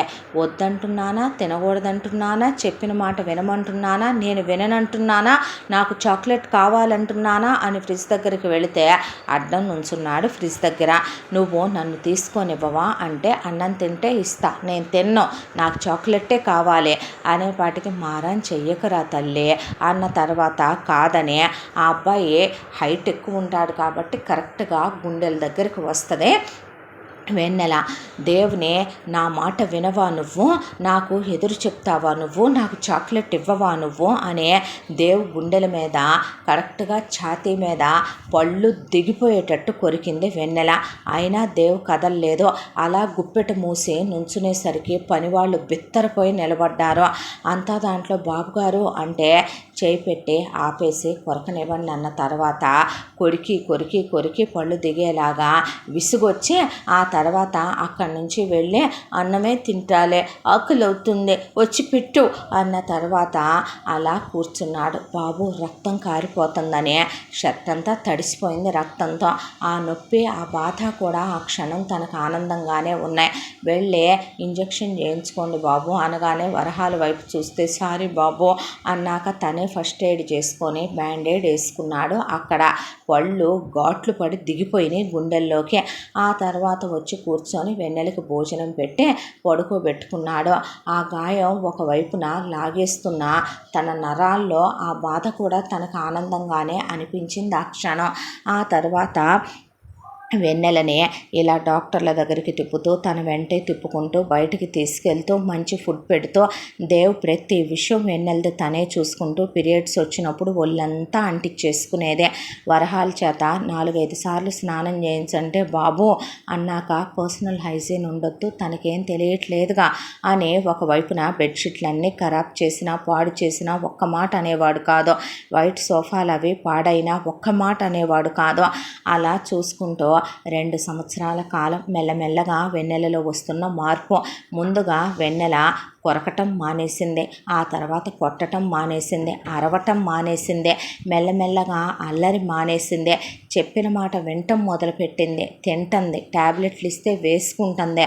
ఇప్పుడు సిగ్గు తెలిచి గుడ్డ మోకాళ్ళ పైకి వెళ్తే కిందకి లాగేసుకుంటుంది, చక్కగా కూర్చుంటుంది. ఆ తరువాత అల్లరి చేయకూడదు తప్పు అని ఆ అబ్బాయికి చెప్పి ఆ అబ్బాయి పెట్టిని తింటుంది. పుస్తకాలు చించేయటం, ఫైల్స్ చించేయటం, ల్యాప్టాప్లు పాడు చేయటం ఇవన్నీ మానేసింది. మెల్లమెల్లగా ఇక డాక్టర్ దగ్గరికి వెళ్ళాక అమ్మ ఇదే రంగు తెలుస్తుందా, ఇవే ఆకులని తెలుస్తుందా, మీరు చదువుకు సంబంధించినవి తనేం అడగొద్దు డాక్టర్, తనేం చదువుకోలే అని డాక్టర్కి చెప్పిన తర్వాత మీరు అడిగేవన్నీ నాకు తెలుస్తున్నాయి డాక్టర్, ఇప్పుడు నేను మామూలుగానే ఉన్నాను అంది వెన్నెల. అన్న తర్వాత very good, she is perfectly all right Dev అని చెప్పిన తర్వాత అలాగేనని ఇంకా తనకి మెడికేషన్ కూడా ఏమీ అక్కర్లేదు అని చెప్పి డాక్టర్ గారు అన్నాక ఇంటికి తీసుకొచ్చాడు దేవ్. తీసుకొచ్చిన తర్వాత దేవు దగ్గరికి వెళ్ళి దేవు గుండెల మీద అలా దేవు పడుకుంటే అలా పంటి గుర్తులు కనపడుతున్నాయి. అతని గుండెల మీద చేయి పెట్టి దేవు వైపు చూసి తెలియక చేశాను క్షమించు అందే. అన్నాక నువ్వు నాకు క్షమాపణ ఎప్పటికీ చెప్పకూడదు, నేను నీ నోట్లో నుంచి ఆ మాట వినకూడదు అనేశాడు దేవ్. ఆ తర్వాత ఫోటో ఆల్బమ్ చూయించి అందరి ఫోటోలు చూపించడం మొదలుపెట్టాడు. మొదలు పెడితే అమ్మ అని వాళ్ళ అమ్మని, నాన్న అని వాళ్ళ నాన్ననే, అత్త అని దేవ్ వాళ్ళ అమ్మనే, దేవ్ వాళ్ళ నాన్న రంగనాథ్ గ్రే షేడ్ వదిలేస్తే ఇప్పుడు ఫోటోలు గుర్తుపట్ల. చిన్నప్పుడు చూపిస్తే మామయ్య, బామ్మ అని, పెద్ద మామయ్య, పెద్దత్తయ్య, తాత అని అందరినీ గుర్తుపట్టాక నేను గుర్తులేనా అనేసరికి బావా అంది. అన్న తర్వాత ఎన్నో సంవత్సరాల తర్వాత మళ్ళీ ఆ పిలుపు వింటాం.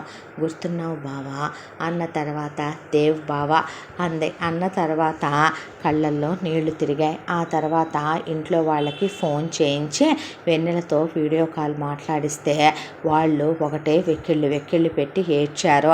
భాగ్యమ్మకి, సదాశివరావుకి, మల్లికార్జునరావుకి, సుగుణకు కూడా కళ్ళల్లో నీళ్ళు ఆగల. ఇంకా ఎన్నాళ్ళమ్మా అంటే అయిపోయిందయ్యా అన్నాక ఇంకా వాళ్ళే పొలాలకి వెళ్ళొద్దు, అక్కడే ఉండక్కర్లేదులే కానీ ఇక వచ్చేయండి మీరు అని చెప్పాడు దేవ్. పిల్లాడు అరుస్తున్నాడు, పదండి వెళ్దామని చెప్పి గాయత్రి తీసుకొని వచ్చింది. ఇక్కడికి రాగానే వెన్నెల ఎంతో సంతోషంగా సరదాగా అందరినీ పలకరించి కూర్చొని కబుర్లు చెప్పింది. ఆ తర్వాత దేవుని ఇంకా ఈ మిడ్డీలు టాప్లు వేసుకోవాలా బావా అనేసరికి బయటికి వెళ్ళి డ్రెస్సులు కొనుక్కొచ్చాడు. అవి వేసుకుంటుంది. ఇదివరకు ఇట్లా కాకుండా స్ట్రైట్ అండ్ హెయిర్ స్టైల్ చేయించాడు కాబట్టి ఫ్లక్కర్ పెట్టుకుంటుంది. ఇప్పుడు తను ఉండాల్సిన అవసరం లేదు వెన్నెల దగ్గర. వెన్నెలను ఒక్కదాన్నే పడుకోబెట్టి టెడ్డీ బేర్ కొనిచ్చాడు.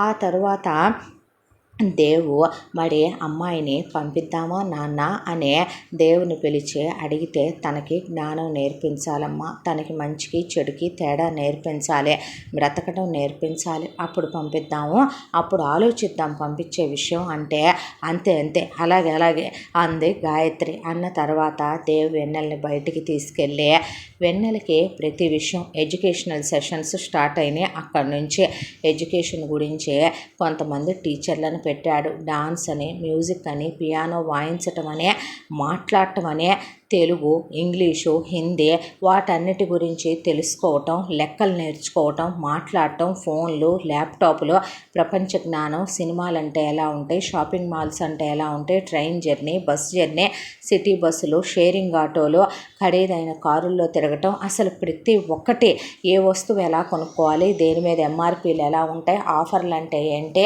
ఇలా ప్రతి ఒక్కటి నేర్పిస్తూ సినిమా చూస్తూ ఉంటే ఒకరోజు దాన్ని ప్రేమ అంటారు అన్నాడు. అన్న తర్వాత ఆ అమ్మాయికి మెల్లమెల్లగా ఏదైనా ఒక్కసారి చెప్పగానే చిటికలో పట్టేసుకుంటుంది వెన్నెల. అన్నీ నేర్చేసుకుంటూ ఇలా మళ్ళీ ఒక 10 నెలల కాలం గడిచిపోయింది. తెలియకుండానే వెన్నెలకి తను ఒక ఆడపిల్ల వయసుకు వచ్చిందే. దేవ్ ఆ అమ్మాయికి అన్ని విధాలా నచ్చేస్తున్నాడు. పొద్దున్నే జాగింగ్కి తీసుకెళ్తాడు, జిమ్ముకి తీసుకెళ్తాడు.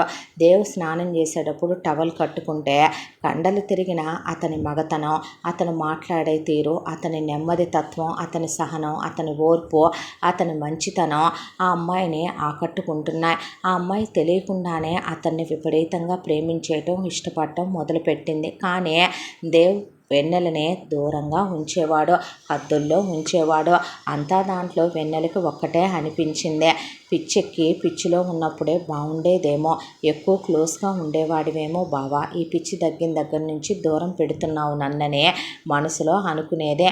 అంతా దాంట్లో వెన్నెలకి అన్నీ గుర్తున్నాయి. తను చిన్నప్పటి నుంచి జరిగినాయి, బావతో ఆడుకున్నాయి. ఆ తర్వాత బావ వెళ్ళిపోయిన తర్వాత నాన్న ఎలా ఉన్నాడో, ఆ తర్వాత పెళ్లి చేయటం, పెళ్ళయ్యాక అత్తారింట్లో ఏం జరిగింది, ఆ తర్వాత పిచ్చెక్కిన తర్వాత దేవి ఎలా చూసుకున్నాడో ప్రతి ఒక్కటి ఆ అమ్మాయి ఏది మర్చిపోలేదు. ఒక రోజున దేవు పడుకుని నిద్రపోతుంటే దేవు గదిలోకి వెళ్ళి దేవుని ముద్దు పెట్టుకుంది బుగ్గ మీద, నుదురు మీద. ఆ తర్వాత ఆ గదిలో ఉన్న కబోర్డ్స్కున్న పాస్లాకులన్నీ తనకి తెలుసు. ఒక పాస్లాక్ ఓపెన్ చేసి అప్పుడెప్పుడు పిచ్చిలో ఉన్నప్పుడు చూసిన గుర్తు, అక్కడ తన బట్టలు, తన హెయిర్ బ్యాండ్లు అయ్యి ఉంటాం. ఆ వార్డ్రోబ్ ఓపెన్ చేస్తే అక్కడ ఒక పెద్ద లాకర్లా ఉంటే ఆ లాకర్ పాస్వర్డ్ దేవ్ తీసేటప్పుడు చాలాసార్లు చూసి ఓపెన్ చేస్తే అందులో తన చిన్నప్పటి క్లిప్పులు, బట్టలు, తన చిన్నప్పటి నుంచి ఉన్న ఫొటోసు, అలాగే ఒక బుక్కు కూడా దొరికాయి. దొరికిన తర్వాత ఆ బుక్ చేతిలోకి తీసుకుని అలా కింద కూర్చొని చదవటం మొదలుపెట్టింది వెన్నెల. దేవ్ వెన్నెల పుట్టిన దగ్గర నుంచి రాశాడు. అందులో ఫస్ట్ టైం నిన్ను చూసినప్పుడు నాకేమనిపించిందో తెలుసా, నువ్వు నా వేలు పట్టుకున్నావు, నా షర్టు పట్టుకున్నావు, నీ కళ్ళల్లోకి చూస్తుంటే చాలా అద్భుతంగా అనిపించేసింది వెన్ను. ఆ తర్వాత తర్వాత నువ్వు నా పెళ్ళానివనేసారా, నువ్వు నాదానివని నేను ఫిక్స్ అయిపోయాను. నువ్వు చదువుకుంటే ఎక్కడ కష్టపడాల్సి వస్తుందోనని, నీకు కష్టం కలగకుండా నిన్ను చూసుకోవాలని నేను ఎంతో బాగా చదువుకుంటున్నాను తెలుసా అనే, ఆ తర్వాత ఆ అమ్మాయి మీద ఇష్టం పెంచుకున్నానని, తను టీనేజ్కి వచ్చానని, ఇప్పుడు ఆ అమ్మాయిని ముద్దు పెట్టుకోవాలనిపిస్తుందనే, ముద్దు అనేది తెలిసిన తర్వాత తొలి ముద్దు ఆ అమ్మాయి బుగ్గ మీదే పెట్టుకున్నానని, ఆ అమ్మాయితో ఆడుకుంటుంటే ప్రపంచం తెలియట్లేదని, అసలు వెన్నెల్ని తమ ఇంట్లోనే ఉంచేసుకోవాలనుకున్నాడని, పెళ్లి చేసేమని వాళ్ళ అమ్మని అడిగేశానని, తప్పు అలా చేయకూడదు, నువ్వు చదువుకోవాలి నాన్న, గొప్పోడివి అవ్వాలని నాన్న చెప్పారని, నిన్ను హ్యాపీగా చూసుకోవాలని నేను చాలా బాగా చదువుకుంటున్నానని, తర్వాత మామయ్య తన్ని కొట్టాడనే, తన హక్కుతోనే ముద్దు పెట్టుకున్నాననే, ఆ తర్వాత డబ్బులు లేవనే దాంతో వాళ్ళిద్దరినీ విడదీసిన క్షణం తన గుండె ముక్కలు ముక్కలు అయిపోయిందని, ఆ రోజు నుంచి తను మౌనంలోకి వెళ్ళిపోయానని, ఎవరితో మాట్లాడటం లేదని, అసలు తను తప్ప తన ప్రపంచంలో ఎవరూ ఉండటానికి తను ఇష్టపడట్లేదని, బయట ప్రపంచం దృష్టిలో, లోకం దృష్టిలో తను చదువుతున్నాడు, నార్మల్గా ఉంటున్నాడు, కానీ తన గుండె ముక్కలైపోయిందని, ఇప్పుడు నేను ఇంటర్లో చేరాను, నీకు ఓణీల ఫంక్షన్ అయ్యి ఉంటుంది కదో, ఇప్పుడు నేను బీటెక్లో చేరాను, నువ్వు పెద్దదానివి అయి ఉంటావు కదో, నేనే పక్కనుంటే నిన్ను ఎలా చూసుకునేవాడినో ఈ టైంలో అనే, నా ఇంజనీరింగ్ అయిపోయింది, నేను మాస్టర్స్కి వెళుతున్నాను, ఇక్కడ నాకు ఒక అమ్మాయి పరిచయం అయ్యిందే, ప్రపోజ్ చేసిందే, నేను ఆ అమ్మాయిని నో అన్నానని, నాకన్నా అందమైన పెళ్ళాం దొరుకుద్దా నీకంటే, నా మనసులో ఒక అప్సరస ఉంది, ఆ అప్సరసను మించిన అందగత్తె ఈ భూమి మీదే ఉండదని తను అన్నాడనే, తను ఆ అమ్మాయిని రిజెక్ట్ చేశాడనే, మనసులో కూడా నీకు తెలియదులే అని, నేనెవరితో ఫిజికల్గాను క్లోజ్ అవ్వలేదో, మెంటల్గాను నా మనసులో నేనెవరికి ప్లేస్ ఇవ్వలేదో, తిరిగి వచ్చిన తర్వాత నీకోసమే బిజినెస్ పెట్టాను, చాలా కష్టపడ్డాను, నేను కష్టపడ్డ ప్రతి క్షణం అది నీకోసమేననే,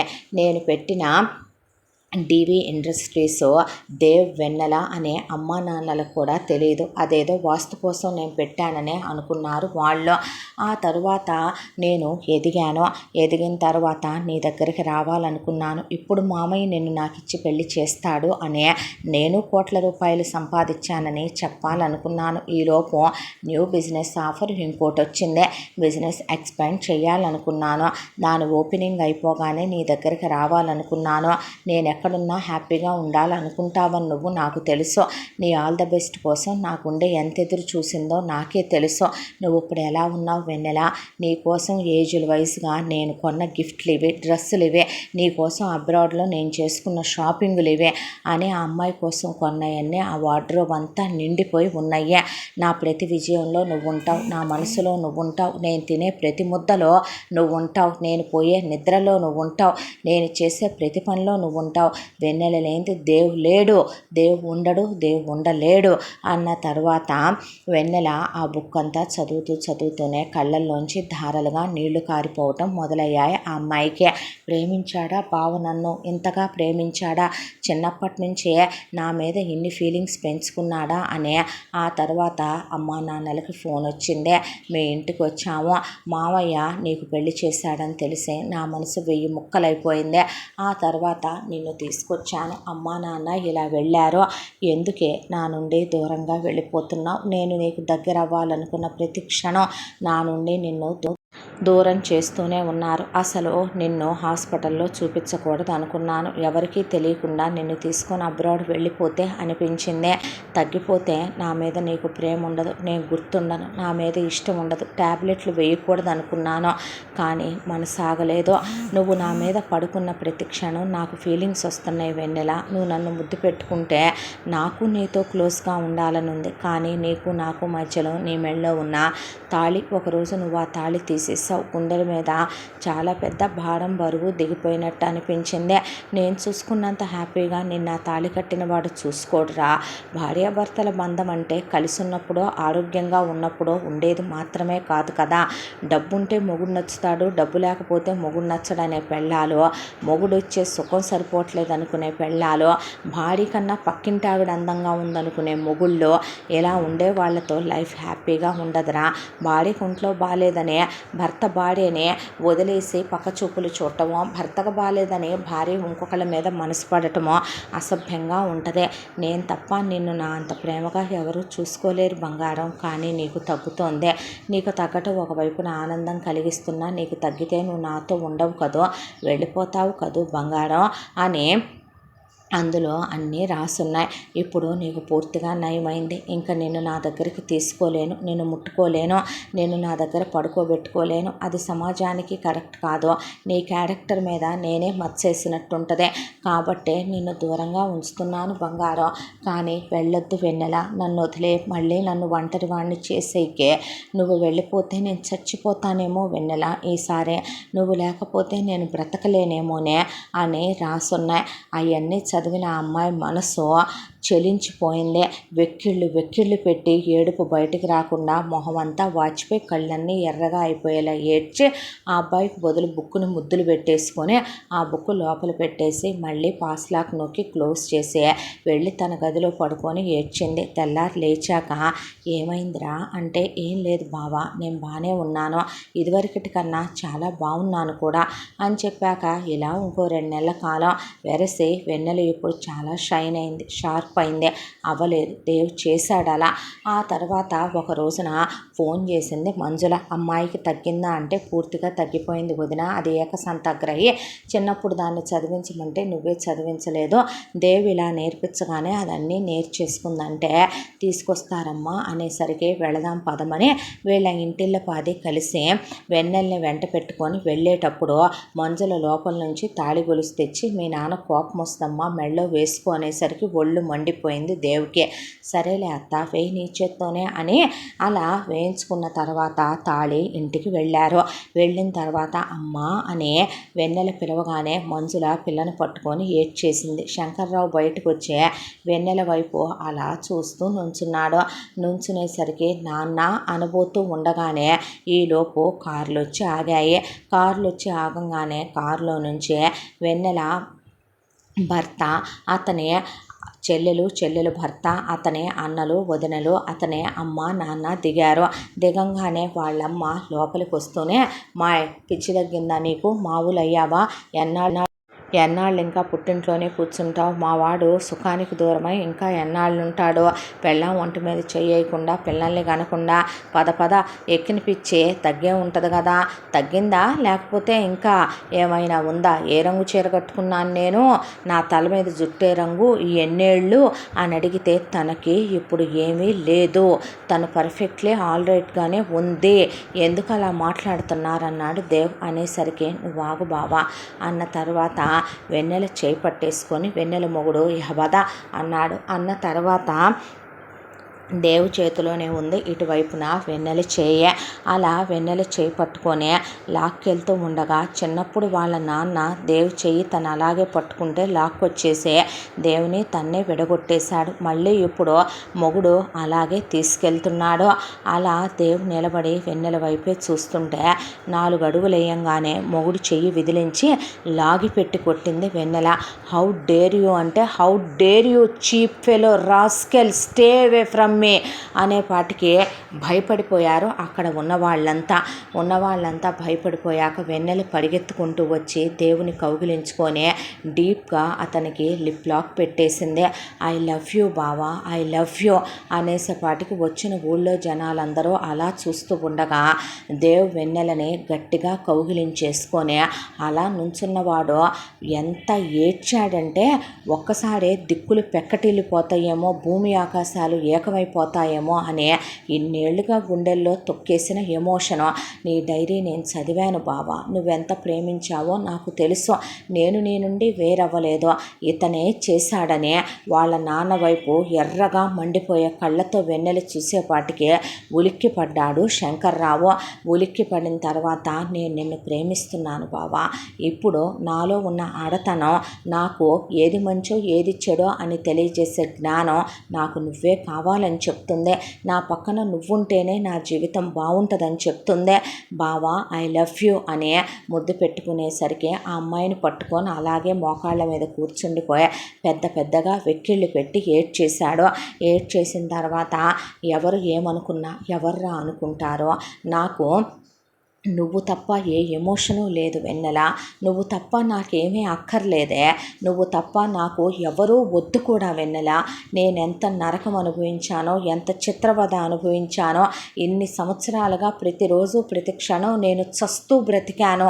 నేను నవ్వలేదన్నారు, మాట్లాడలేదన్నారు, కలవలేదన్నారు, సరదాగా ఉండలేదన్నారు. కానీ నా మనసులో ప్రతి క్షణం నేను యుద్ధం చేస్తూనే ఉన్నాను. ఆ యుద్ధంలో నిన్ను దక్కించుకోవాలని పోరాడుతూనే ఉన్నాను వెన్నెల అనేసరికి ఆ అమ్మాయి ఆ అబ్బాయిని ముద్దు పెట్టుకొని లేచి నిలబడే, నీకెంత ధైర్యమే అనేపాటికి, నీకెంత ధైర్యం రా చీప్ ఫెలో, నువ్వు డబ్బుల కోసం నన్ను పెళ్లి చేసుకున్నావు. భర్త అంటే ఏంటో తెలుసా? భార్య ఆరోగ్యంగా ఉన్నప్పుడు కాదురా, భార్య ఆరోగ్యం బాగోనప్పుడు, అనారోగ్యంతో ఉన్నప్పుడు కూడా పక్కన ఉండేవాడిని మొగుడు మగాడు అంటారా. నీచమైన వెధవ. అసలు నాకు ఆ రోజు యాక్సిడెంట్ ఎలా జరిగిందో మీ అందరికీ తెలుసా? ఇదిగో వీడి చెల్లెలు కూతురు ఉందే, ఇది రోడ్డు దాటబోతుంటే పసిపిల్లని దాన్ని పక్కకు తోసేసి నేను పడిపోయాను. నాకు యాక్సిడెంట్ అయ్యిందే వీళ్ళ వల్ల. యాక్సిడెంట్ అయిన తర్వాత నన్ను ఏ డాక్టర్కి వీళ్ళు చూపించలేదు, ఇంటికి తెచ్చి పసుపేసి కట్టేశారు మీరు వచ్చేలోపు. ఆ తర్వాత నాన్న అమ్మ మీరు వచ్చిన తర్వాత నన్ను అక్కడే వదిలేసి మీరు వచ్చేసారు ట్రీట్మెంట్ చేయించమని. వీళ్ళే ట్రీట్మెంటు చేయించలేదు సరికదా, నేను అల్లడి చేస్తున్నానని, మతిస్థిమితం లేదని, నాకు కనపడని చోట వాతలు పెట్టాలని వీడమ్మ నా తొడల నిండా వాతలు పెట్టిందమ్మా. నన్ను జుట్టు పట్టుకొని కొట్టిందే. నాకు సత్తుబొచ్చులో కుక్కకేసినట్టు వీళ్ళు తిన్న తర్వాత మిగిలిపోయినవన్నీ తినమని పడేసిందే. వీడు నీ కొడుకు శారీరక సుఖాలు లేకుండా ఉన్నాడా? నా కళ్ళెదురుగానే అమ్మాయిల్ని తీసుకొచ్చి వాళ్ళతో కులికాడు వీడు. పైగా ఇది సంసారానికి పనికిరాదు అనే వాడు నా మీద చెయ్యేస్తే నేను కొట్టానని, కొరికానని వీళ్ళందరూ కలిసి నన్ను ఎలా కొట్టారో తెలుసా? పిచ్చిదానా, పిచ్చిముండా, వెర్రిదానా అన్నంటూ వీళ్ళందరూ ఎన్ని మాటలు మాట్లాడారో తెలుసా? నన్ను ఎలా కొట్టారో తెలుసా? అనేపాటికి ఊళ్ళో వాళ్ళంతా కళ్ళు ఎర్రగా అయిపోయి అలా చూస్తూ నుంచున్న తర్వాత వీడితో నేను కాపురం చెయ్యాలా, వీడు నా మొగుడా అనేసరికి బర్తికిచ్చిపోయింది నీ కూతురు. మా కళ్ళు ఎదురుగానే వాడితో మూతి ముద్దులు పెడుతుందే. నేను కట్టిన తాళి నీ మెళ్ళలో ఉన్నంత వరకు నువ్వు నాకు బానిసేనే అన్నాడు వెన్నెల భర్త. ఎవరు చెప్పారా ఇది తాళనే? నువ్వు నాకు జ్ఞానం లేని అమాయకురాలుగా నేనున్నప్పుడు నా ఇష్టానికి ఎలాంటి విలువ ఇవ్వకుండా ఈయన కట్టించిన ఈ తాళికి ఏ విలువ ఉండదు. నేను మేజర్ని, మైనర్ని కాదు. నీలాంటి పశువులతో మృగాలతో నేను కాపురం చేయలేను. నేను అంతా బాగుండి ఉన్నా మీరు నన్ను బ్రతకనివ్వరు. మీ ఇల్లు, మీరు, మనుషులు, మీ ఫ్యామిలీయే తేడా ఫ్యామిలీరా అనే అమ్మాయి. నేను ఇలాంటిది జరుగుద్దనే అత్త ఇందాక తాళి నువ్వు వేస్తున్నా మెళ్ళో ఏమనలేదో. తాళి ఎప్పుడు పవిత్రమైందో తెలుసో అత్త? అది కట్టిన భర్త భార్యని గుండెల్లో పెట్టుకొని చూసుకున్నప్పుడు. మా నాన్న మా అమ్మని మిగతా విషయాల్లో అరుస్తాడేమో కానీ వాళ్ళిద్దరూ మీ ఇద్దరూ అన్యోన్యంగా ఇప్పటికీ బామ్మ తాతయ్య, పెద్ద మావయ్య, పెద్దత్తయ్య ఉంటున్నారంటే దానికి కారణం భార్యాభర్తల బంధానికి మగాళ్ళుగా వాళ్ళిచ్చే విలువని మనం గుర్తుపెట్టుకోవాలని తాళి తెంచి వాడి ముఖం మీద కొట్టిందే. దాంతో వాళ్ళు అలా నుంచొని ఏం మాట్లాడవేంటి శంకర్రావు అంటే, ఏం మాట్లాడతావు నాన్న, ఇప్పుడు నువ్వు ఏ ఒక్క మాట మాట్లాడినా, నన్ను వాడితో వెళ్ళమన్నా, కాపురం చేయమన్నా నా దృష్టిలో నువ్వు చస్తావు నాన్న, నువ్వు బ్రతికుండవు. నీ దృష్టిలో నేను పొయ్యి నువ్వు గొడ్డుమోతోడుగా మిగిలిపోతావు నాన్న. నువ్వు చేసిన పాపాలకే నాకు ఇలాంటి శిక్ష పడిందే.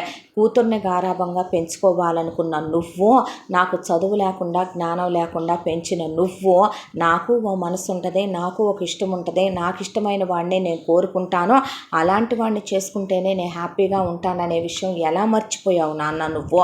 నా పెళ్లి విషయంలో నిర్ణయం తీసుకోవటానికి నీకేం హక్కు ఉంది నాన్న? నా కోరికలు ఉండవా, ఆశలు ఉండవా? నేను చిన్నప్పటి నుంచి ప్రేమ అంటే తెలియదు, కానీ నాకు బావంటే చచ్చేంత ఇష్టం. నేను బావని ఎప్పుడూ మర్చిపోలేదు. రోజు గుర్తొచ్చేవాడు బావ, నాకు ప్రతి విషయంలో గుర్తొచ్చేవాడు. గోడింటాకు పెట్టుకుంటే బావ గుర్తొచ్చేవాడు, తల్లో పూలు పెట్టుకుంటే బావ గుర్తొచ్చేవాడు, నేను ఏదైనా తింటంటే బావ గుర్తొచ్చేవాడు, కూర్చుంటే బావ గుర్తొచ్చేవాడు, నుంచుంటే బావ గుర్తొచ్చేవాడు, వర్షం వస్తే బావ గుర్తొచ్చేవాడు. అలాంటి బావని నేను నాకు తెలియకుండానే ప్రేమని కూడా ప్రేమించేశాను. నువ్వెవరు నాన్న మమ్మల్ని దూరం చేయటానికి అనేపాటికే శంకర్రావు గొడ్డుమూతోడా అందన పిల్ల కూర్చొని ఏడ్చేశాడు. ఆ తర్వాత అమ్మాయి కాళ్ళు పట్టుకొని క్షమాపణ చెప్పి మేనల్లుడు క్షమాపణలు చెప్తే నేను అసలు ఎవరి దగ్గర నుంచి ఏది ఆశించట్లేదు మామయ్య. ఆ రోజు ఈ రోజు ఏ రోజు నీ మీద నీ డబ్బు మీద నాకు ఏ ఆశ లేదో, నాకు నా వెన్నెలుంటే చాలనేసాడు దేవ్. ఆ తర్వాత వెళ్ళి బియ్యపురాల్ని అక్కడ ఉన్న అల్లుడు వాళ్ళని తుక్కు ర్యాక్ కొట్టాడు శంకర్రావు. ఆ తర్వాత ఊళ్ళో ఉన్న పెద్ద మనుషులు కట్టాల్సినవి కట్టకుండా ఊరు కదలండ్రా, పోయినసారి మేము అక్కడికి వచ్చామని తెగ నీతులు మాట్లాడారని ఇచ్చిన కట్నం డబ్బులు, ఇచ్చిన సైటు, ఇచ్చిన బంగారం వెనక్కి తీసుకొని అక్కడే పెద్ద మనుషుల్లోనే ఆ ఊర్లోనే లాయర్ గారు ఉంటే పిలిపించి విడాకుల కాగితాల మీద సంతకాలు పెట్టి వాళ్ళని గెంటేయించిన తర్వాత ఇంకా పెళ్ళేగా అనే అంగరంగ వైభవంగా దేవుకి వెన్నెలకి మళ్ళీ ఇలా జరుగుద్దా పెళ్ళే, ఆ దేవుడి కళ్యాణమే జరుగుతుందేమో అన్నంత ఘనంగా దేవుకి వెన్నెలకి పెళ్లి జరిగి కాళ్ళు కడుగుతాను రారా అల్లుడు అంటే, పర్లేదులే మామయ్య నువ్వు తగ్గొద్దంటే కడగని అయ్యా, చేసిన పాపాలు పోతాయి అంది మంజుల. కడిగి ఆ నీళ్లు నెత్తి మీద చల్లుకున్నాడు. ఆ తర్వాత ఇన్నేళ్ల మౌనం, ఇన్నాళ్ల ప్రేమ, ఒక అబ్బాయి ఒక అమ్మాయితో ఎలా క్లోజ్ అవుతాడో ఆ అమ్మాయిని ఫారెన్కి తీసుకెళ్ళే ఒక దేవతలాగా ఆ అమ్మాయితో చాలా డీప్గా, చాలా ప్రేమగా, చాలా ఇష్టంగా, ఒక ఆడదాని జీవితంలో 1000 పున్నములు ఒక్కసారి వస్తే ఎంత ఆనందం కలుగుద్దో దేవుతో కలిసే ప్రతి క్షణం ఆ అమ్మాయి ప్రపంచాన్నే మైమరిచిపోయే. వాళ్ళిద్దరూ వేరు కాదనే వాళ్ళ నాన్న ఒకరోజు అన్నాడు, పరమేశ్వరుడు పార్వతిని తనలో సగం చేసేసుకున్నాడని. దేవ్ అలా తనలో ఆ అమ్మాయిని కలిపేసుకుంటూ, ఆ అమ్మాయి దేవుని తనలో కలిపేసుకుంటూ ఇద్దరు వేరు కాదు ఒకటే అన్నంతగా క్లోజ్ అయ్యారు. ఆ తర్వాత తిరిగి వచ్చాక ఇప్పుడు ఆఫీస్కి రానా బావా అంటే, నువ్వు లేనిది నాకు తోచదలే బంగారం, అలాగేననే తీసుకువెళ్ళేవాడు ఆఫీస్కి. ఒకవైపున బామ్మ తాతయ్య ఇంకా గూఠాముల్లాగా గట్టిగా గుండ్రాళ్ళులా ఉన్నారు బామ్మ తాత. దేవ్ వాళ్ళ పెద్దమ్మ పెదనాన్న, దేవ్ వాళ్ళ అమ్మ నాన్న, 2 అమ్మలు 2 నాన్నలు, ఒకవైపున బామ్మ తాతయ్య, ప్రేమించే భర్త. ఇంకేం కావాలి? వెన్నెల ఇంట్లో నిజంగానే ఒక దేవతలాగా చూసుకుంటూ, వాళ్ళెంతో ప్రేమగా చూసుకుంటూ, దేవ్ ప్రేమలో ప్రపంచాన్నే మర్చిపోతూ ఇలా ఫస్ట్ యానివర్సరీ వచ్చింది. ఆ యానివర్సరీకి గిఫ్ట్గా దేవ్ వెన్నెలకి డైమండ్ సెట్ తీసుకొస్తే ఇంట్లో వాళ్ళందరూ గిఫ్ట్లు కొనిస్తే వాళ్ళ నాన్న యావదాస్తి వెన్నెల పేరు మీద రాసి పేపర్స్ తీసుకొచ్చి దేవు చేతిలో పెడితే, ఏ రోజు వీటి కోసం దాన్ని ఇష్టపడలేదు మామయ్య. ఆ రోజు ఈ రోజు ఏ రోజు వద్దు మామయ్య అన్న తర్వాత ఎవరికి పెట్టుకుంటానయ్యా నేను, ఎవరి కోసం రా ఇదంతా చేసింది, కూతురు పిచ్చోడిని రా నేను, ఆ కూతురుకు కావలసింది ఏంటో తెలుసుకోలేనే వెర్రిబాగులు వెధవనే, నన్ను క్షమించండి అని చెప్పే, నువ్వు తీసుకోకపోతే నా మీద ఒట్టేనయ్యా అని దేవు చేతిలో పెట్టాడు. తీసుకోలే బావా అన్న తర్వాత, ఇంక మీరు వేరే వెళ్ళాల్సిన అవసరం లేదు, మాతోనే ఉండండి, ఇల్లు పెద్దదేగా, మళ్ళీ మీ ఇద్దరూ వెళ్ళిపోవటం ఎందుకు అని ఎంతో ఇష్టపడి ఆ రోజున డ్రీమ్ హౌస్ అని రంగనాథ్ కట్టించుకున్నందుకు ఇప్పుడు ఆయన ఇంటి నిండా ఒక గదిలో గాయత్రి, రంగనాథ్, ఒక గదిలో ఆయన అన్న వదిన, ఒక గదిలో ఆయన అమ్మ నాన్న, ఒక గదిలో వెన్నెల వాళ్ళ అమ్మ నాన్న, ఒక ఫ్లోరే దేవ్ వెన్నెలకి కేటాయించేశారు. ఇంకా పిల్లల్ని ఎప్పుడు కంటారమ్మా అన్నాక, అప్పుడే కాదులే అని పెళ్ళైన 7 సంవత్సరాలు ఆశ తీరా ప్రేమ తీరా ఇద్దరు ఇక చాలు అనే రోజు ఎప్పటికీ రాదులే. ప్రతిరోజు ప్రతి రాత్రి మొదటి రాత్రి రాగే పెళ్ళయ్యాక మగాళ్ళకే, ఈ రోజుల్లో ఉన్న అబ్బాయిలకి నెల రోజులకే పెళ్ళాల మీద మోజు తీరిపోతూ, మహా ఆడపిల్లలకి ఫస్ట్ యానివర్సరీ తర్వాత మొగుళ్ళ మీద మోజులు తీరిపోయే రోజులు ఇవే. అలాంటిది పెళ్ళైన 7 ఏళ్లకి కూడా ప్రతిరోజు పున్నమి రాత్రే అన్నట్టుంటాడు దేవ్ వెన్నెలతో. ఆ తర్వాత వెన్నెల ప్రెగ్నెంట్ అయిందే. మళ్ళీ ఒకే ఒక్క బాబు పుట్టాడు.